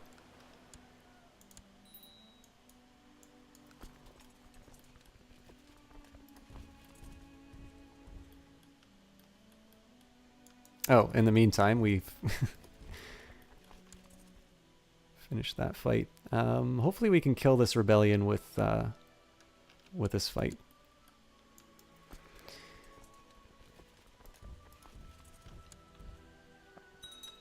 Hey, Sleepbringer! Sleepbringer just hosted us. For some reason, the hosting alert still doesn't work. Sleepbringer is another member of Team Panda, so alongside Kite260. He is a... How's it going? The breakdown has begun. Will Emperor Pepin II survive or not? Yeah, I was going to say it's... Well, I mean, this is the one of the things I was talking a little bit about, a little history of the world. It was very interesting to read the account of the breakdown. I think I need to slow things down because I need to manage these armies a little more effectively. It's very interesting to hear about the breakdown of Charlemagne's empire in the end. And it really kind of speaks to some of the things that happen in Crusader Kings 2, which is, you know, due to succession laws or weak kings, this empire you spend all the time building up isn't that effective at being maintained. So yeah, sorry, as I was saying earlier, Sleepbringer's hosting us right now. I should actually welcome everybody from Sleepbringer's channel. Mjolnir's Might, the Sleepbringer sent me greetings, everyone. Sleepringer is a fellow caster on Team Panda. Definitely does not play Crusader Kings 2, but is a... I always kind of know him for playing more RPG-ish titles, although that is certainly not his exclusive content. Last I saw him, I think he was playing Borderlands, which means I haven't been in for a while. But he also does fighting games. He does quite a bit of Smash, if I recall. And just generally, I was going to say, one of those cases of a really nice guy. One of the things I will say for Team Panda, and I'm sure CPO Williams can probably say this a little more eloquently than I can, but definitely Team Panda is united a little bit more by sort of ideas and content, personality, those kinds of things, rather than just... Okay, Toulouse first, then I'll just micro them back. But again, it's a little bit more about personality rather than, let's say, follower number or something like that. So, in this case here, one of the nice things about that is, obviously it doesn't take a lot for me to recommend fellow team members, but these are genuine recommendations. They are kind of my go-to places in terms of if there's something happening on, like if my regular streams aren't on, and I'm looking for either something, I can't really say new on Twitch, but let's say at least something something that has a certain, I guess, lower bound for quality. You know, if I want to make sure that I'm watching something that I have a very high probability of enjoying, I'll go to the Team Panda team. There's a certain consistency, maybe not necessarily in the games that are played, but rather the nature of the cast, the quality of the individuals who are casting. And I think Sleepbringer does a very good job of sort of communicating the spirit of Team Panda. He's an incredibly supportive guy, and he also has been playing a lot of Quiplash with Tony Loran, and I've been present. So other than the fact that I tend to be the butt of a fair number of jokes, it's actually a really good time. So didn't help that he had many children's kings in there in his own right. Yeah, that's fair.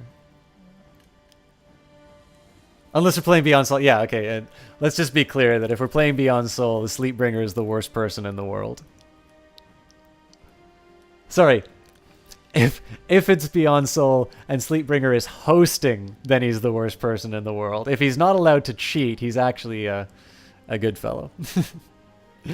A holy man came to court today to talk about matters of faith, but it soon became clear that he had rather unorthodox views. Being a zealous defender of the church at all times, I believe I did the right thing when I gave the order to imprison the blasphemous pagan who dared criticize my faith in the church. Deus Vult! Count Hrothgar reacts to the imprisonment.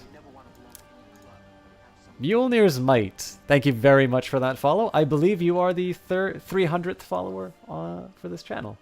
I think the numbers should update, but that is a great milestone. Thank you very much for bringing us to that line. Although, of course, it took the 299 before to bring us there as well. So, guys, thank you very much for hanging out with me playing these weird games. We're also at 20 people watching right now. That's a number I'm not used to seeing. Guys, thank you very much. You say cheat, I say fortune bug. I was still shaking with rage at the pagan's blasphemous words when Count Hrothgar took the opportunity to whisper, "Good work," in my ear. Thank you. I needed that. It looks like we won't succeed in forcing through the laws while the kingdom's in rebellion. I'm really tempted to just go and try and kill these units, but I have a feeling a siege is going to do more at this point.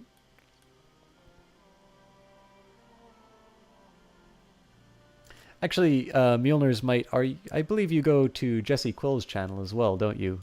I seem to remember her having some trouble pronouncing Mjolnir.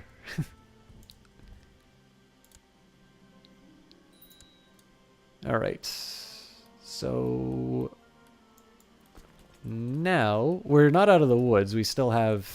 oh no, actually it looks like most of the factions are kind of crunched. So we're currently losing this war right now because they've laid siege to certain provinces. So what I want to do right now is pop the unit and then claim their territory. I am actually going to get some negative ticking war score against me, so... I think I need to do I'd like to do Majesty, but legalism is actually the better call here because that will allow me to change my laws, and I'm not sure. I think in this case I'm going to do military organization. That will increase my army morale as well as my supply limit. Eventually I'll get some retinues as well, but I kind of want to get my vassal limit under control as well. And who knows, maybe somebody will stop trying to kill me. Very welcome, but you are in Tony Loran's. Okay, that's cool. Hey, Mew Mew. He's in Tony's channel a lot, and she has a nickname for him. Calls him Mew Mew. All Cat Denning in the Avengers movies. Okay, I haven't actually seen the Avengers, so sorry I didn't catch the reference. Hey, thank you for the tweet, Sleepring. There's actually there's a few of you that tweeted out the cast. I try not to check the phone. Emperor Pepin II of Francia has inherited the Duchy of Normandy and other titles from Duke Bagulf the Quarreler. So for everybody who was asking about the inheritance from people who don't have heirs, this was actually by design. I granted Normandy to that individual precisely because he didn't have an heir at the time, with the assumption that I would be able to pick that up later. Now, I believe I have too many duchies now. Oh, lordy, I definitely do. So I'm going to... Again, I still need to wrap up this war, but at that point, I think I'm going to do a little bit more management. All right, my emperor, I'm pleased to report that the majority of Mecklenburg has been converted to the Catholic faith. Your humble vassal, Bishop Aelbert of Gevzen. All right, so let's just take a quick minute here. Again, what I should partially be considering is buttering up the Pope, but I am going to need... Oh, actually, I have the prestige to make the HRE as well. So I think at this case here, let's improve religious relations at the Vatican. Mrs. CPO Williams, I have seen you in Clara's chat. Thank you very much for hitting that follow button as well. I'm sure out of anybody, I probably don't need any introduction to you, but... it's been great to have CPO in here, and I'm really glad to have you in here as well. Thank you very much. Oh, invite to plot. Okay, we would like to back a plot to fabricate a claim on the Duchy of Luxembourg. What has the Duke of Luxembourg done for me lately?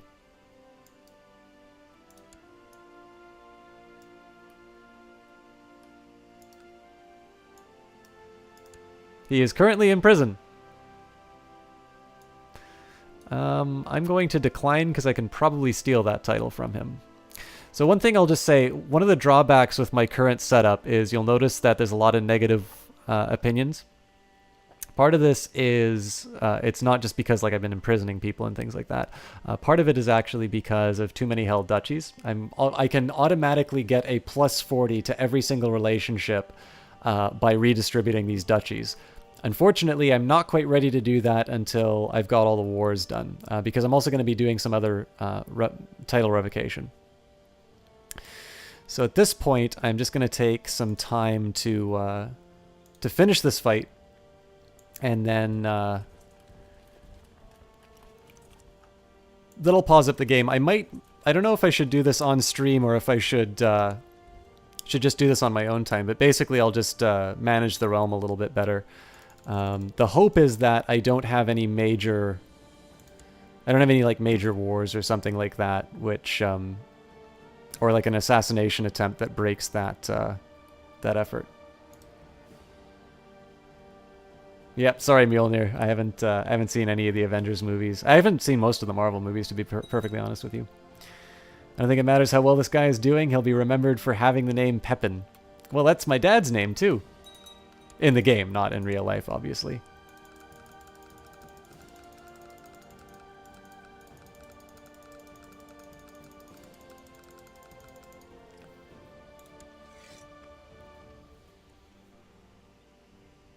Yeah, so -100. So basically, if I didn't have the battle that I had right now, I would have actually won this war. So I definitely need to finish this siege as quickly as I can. I'd actually almost be willing to assault it, but I believe I will get by with my existing force. And we're getting a little bit luckier as far as the law is concerned. So I've got 259 votes, basically.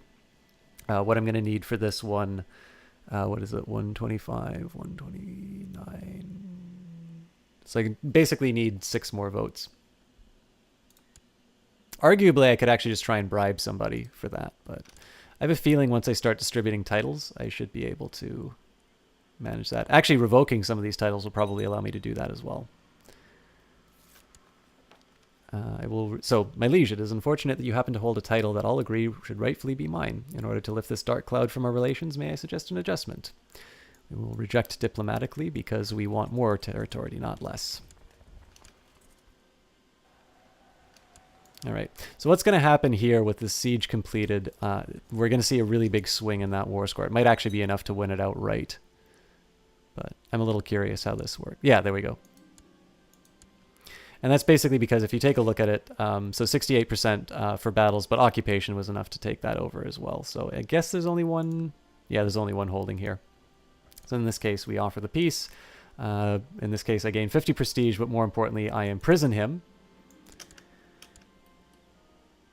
which allows me to do other devious things. Oh, great. I can also revoke the County of Paris. So maybe we'll do one more terrible act.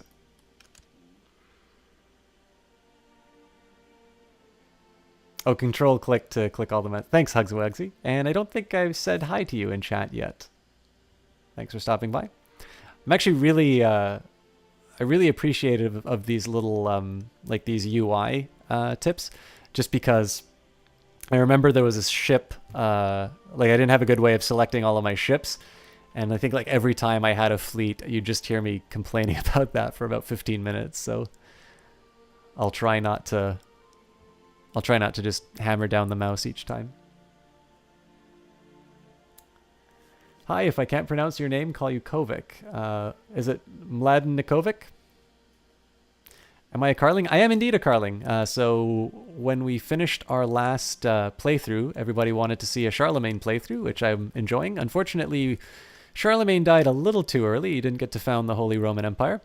So this is one of the nice things about these rebellions, is that when all the people who hate you are going to war with you, the lords of Francia can approve limited crown authority laws. So yeah, in this case, we are playing Pepin Carling, Pepin II. And Duke Albert the Usurper has usurped the Duchy of Tuscany from Count... the usurper usurped from the usurper. All right. But yeah, so in this case here, it's, I think I got a little bit of sass when I started this playthrough for everybody saying that apparently playing Charlemagne and doing a Carling playthrough is easy mode. That may be. I'm relatively new to the game. I have done one full Iron Man playthrough. This will be the first one that we've done from the Charlemagne beginning. I didn't have Charlemagne at the time I started streaming this game, so this will be the first time that we've gone from 769, hopefully, to the end. Everybody's usurping titles. Yeah, I guess I can control-click. Handy tip. User perception. Oh, get the Hammer of Britannia in there. She'll wrap up those wars for you. Granted, she'll start a few more in the time. Yeah. I'm not that worried about starting wars. I am a little bit worried about the time it's taking me to get over there, because I'm definitely pissing people off by having... Ah! Garci of the Fraticelli Uprising has declared the second Fraticelli... I didn't even know we still had these. Oh, it just appeared. And they're actually fairly strong. So, still want to claim Paris for myself.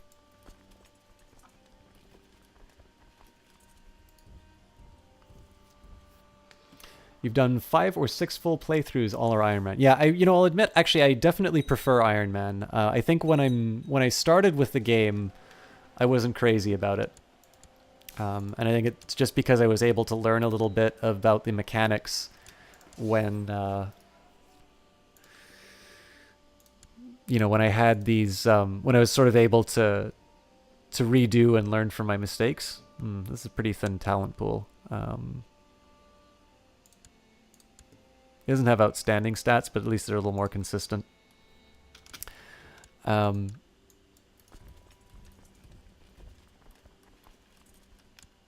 But now, you know, I think this. I'm not crazy about the idea of redoing things, and of course, the fact that you get achievements for this is another fact, another factor. So, I've definitely gotten a lot more out of Iron Man playthroughs lately. But that's really impressive to go through 5 or 6 games. It's quite a bit of dedication because I know, at least given the amount of talking that I do over the streams, it takes me a long time to go through these playthroughs.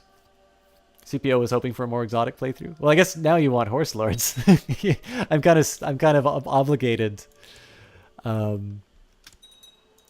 Obligated now that you donated. Holy crap! Oh wait, this is just about revoking Paris. That's not actually that impressive. Okay, Foix converted back without any prompting on my part. I think we'll deal with these Vikings. And it looks like there's not a lot I can do about the Fraticellis. I definitely want to take Paris before anything, so.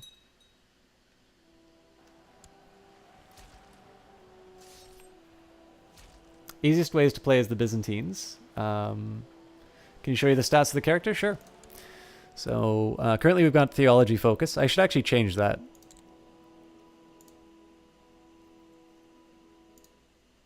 Do I do business again?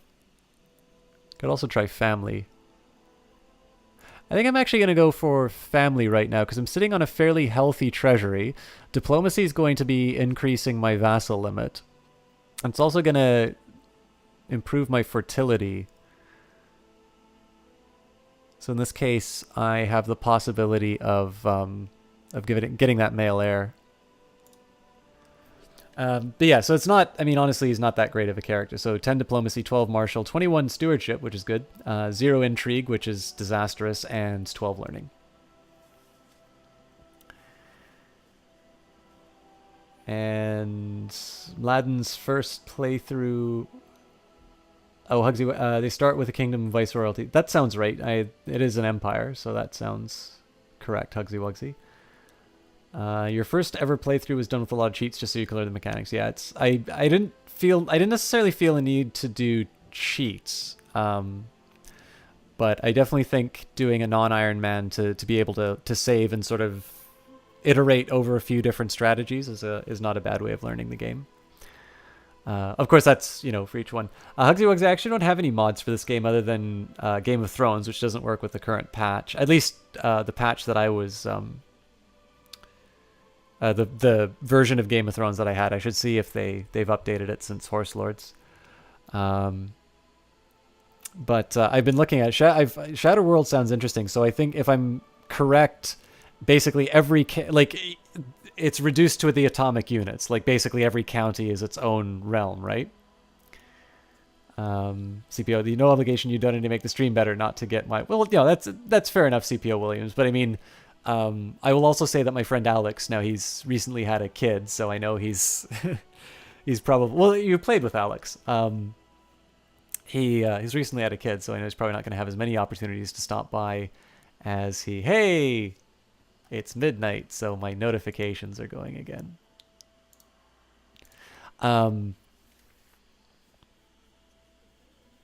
He's definitely interested in the period for Horse Lords as well. So I think there's it's more than just your interest. I think there's enough interest in that on the stream that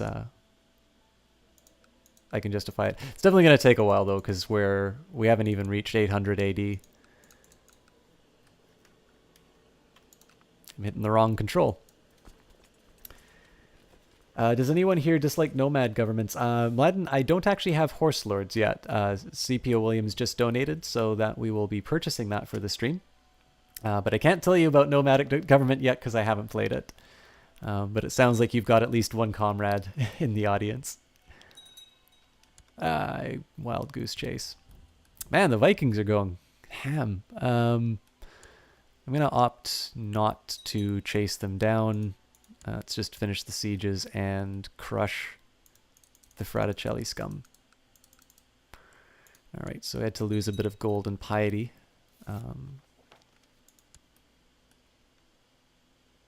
This is definitely taking too long.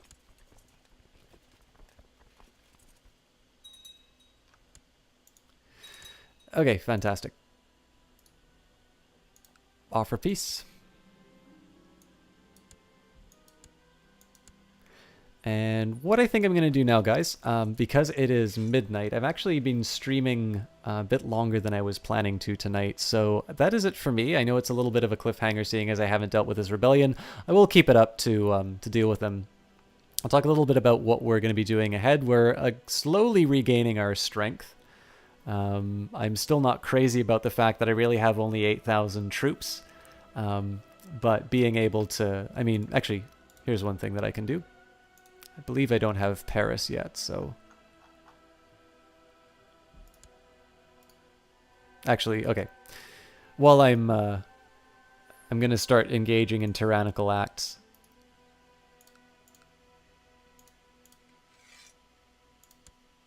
While I am engaging in tyrannical acts, I'll talk a little bit about the next plan. So I'm going to call it for tonight, although I'd encourage you guys to hang around because we certainly like to host people at the end of the night to pass on the love and hopefully give you guys something to entertain you for the evening. As far as the next playthrough is concerned, so the first thing that we'll do is we'll deal with this rebellion down in the south. They don't have a whole lot to worry about.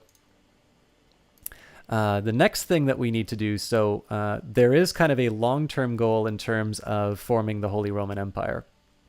But I am going to need to get in good with the papacy. Right now, Sylvester II has a 17 opinion of me, although the fact of the matter is he's 63, so probably he's going to die. We do have a fairly good war chest now, so we've got 618 and a monthly balance of 14. So in this case, we should be able to make the remaining titles, although we still have 15 to make, so it's going to take a while.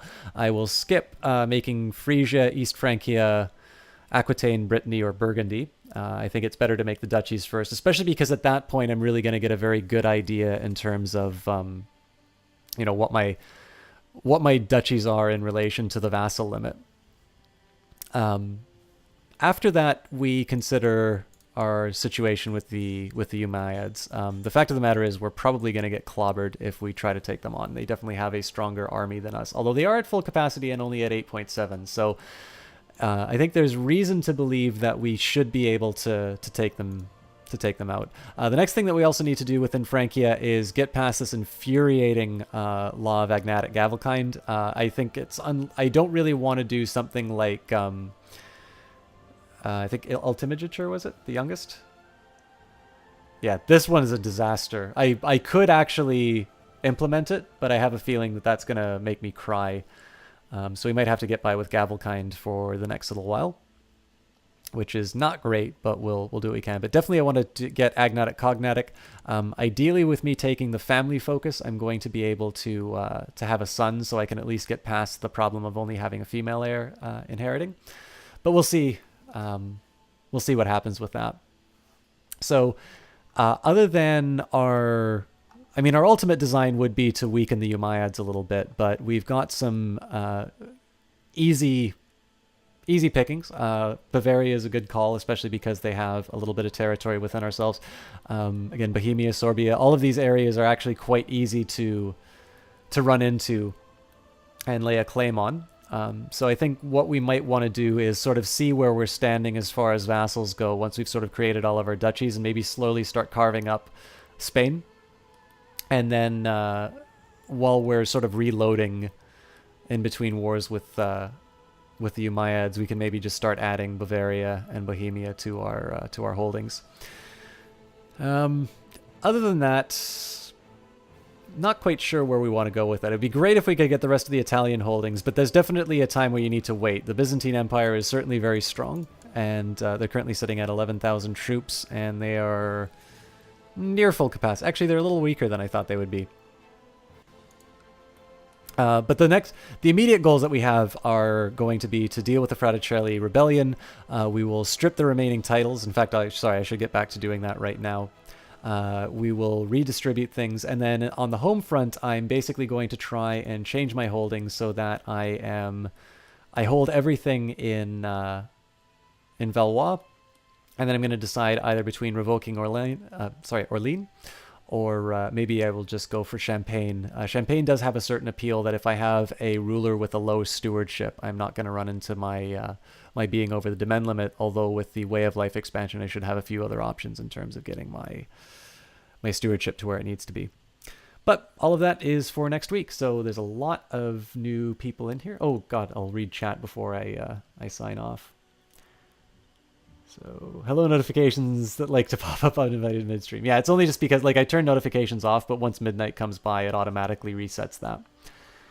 You do like the semi-retinue, semi-levy system that the Nomads employ? Yeah, I'm going to have to try Horse Lords before I can comment on that, Aladdin. Thanks for streaming, Chuck. Thanks for stopping by. And just Primoger is generally the is. It definitely is, but I don't have the laws for it. And because my regent lowered the laws on me, I was supposed to be going to medium crown authority, but I just brought myself back up to low. So the question here is whether or not I eat. Ultimature is going to kill me. Seniority is not that great either. So maybe I'll just tough it out. I definitely need to change Agnatic Cognatic for the next playthrough though. Denmark was eaten.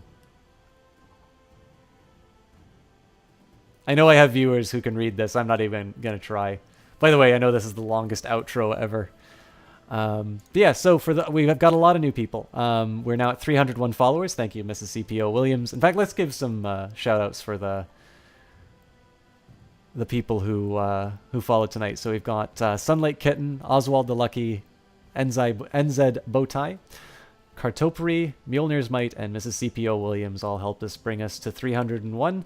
Of course, there's many of you who have hit that follow button to bring us to the point where we could celebrate 301 tonight. So thank you everyone for doing that. Thank you very much for hanging out and giving me something to chat with. I know it was a little bit more of a micromanagey stream tonight, but you guys have been very supportive, even though I sometimes feel like these things aren't as good as they could be.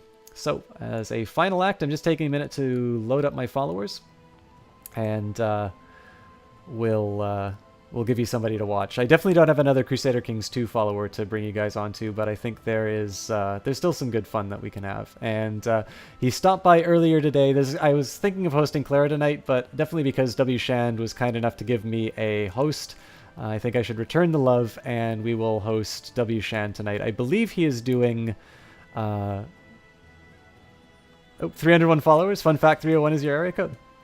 That's great, T. Clark. I'm going to host W. Shand tonight. So W. Shand is probably my favorite streamer on Twitch. Extremely entertaining guy. Great camera presence. He's also a singer. And right now he's doing a game show. He's going to be playing Resident Evil 3 Nemesis. He will be taking a shot every time he fails a challenge, and if he dies in the game, he gives away a free game. So if you guys would like to have a chance to win a game, if you guys like Resident Evil, or you guys just like really good entertainment, W. Shand is the guy to watch. So if you guys want to stop by his chat, feel free to. I don't have any raid message yet. If you want to say that you came from System Chalk's channel, that's fine. I'm sure he will appreciate having some bodies in the chat to interact with. If you guys want to lurk, that's fine as well. And if Resident Evil isn't your thing, or you just want to go find another Crusader Kings 2 stream, that is fine as well. I definitely encourage you guys to give him a chance, though. He's a really great streamer. I've said goodbye a few times. This is it for sure, guys. Thank you very much for being such a great audience tonight. I will see you Monday for my Variety Cast, and if you want the Crusader Kings 2 stuff, I will see you next Friday. Until then, have a great night.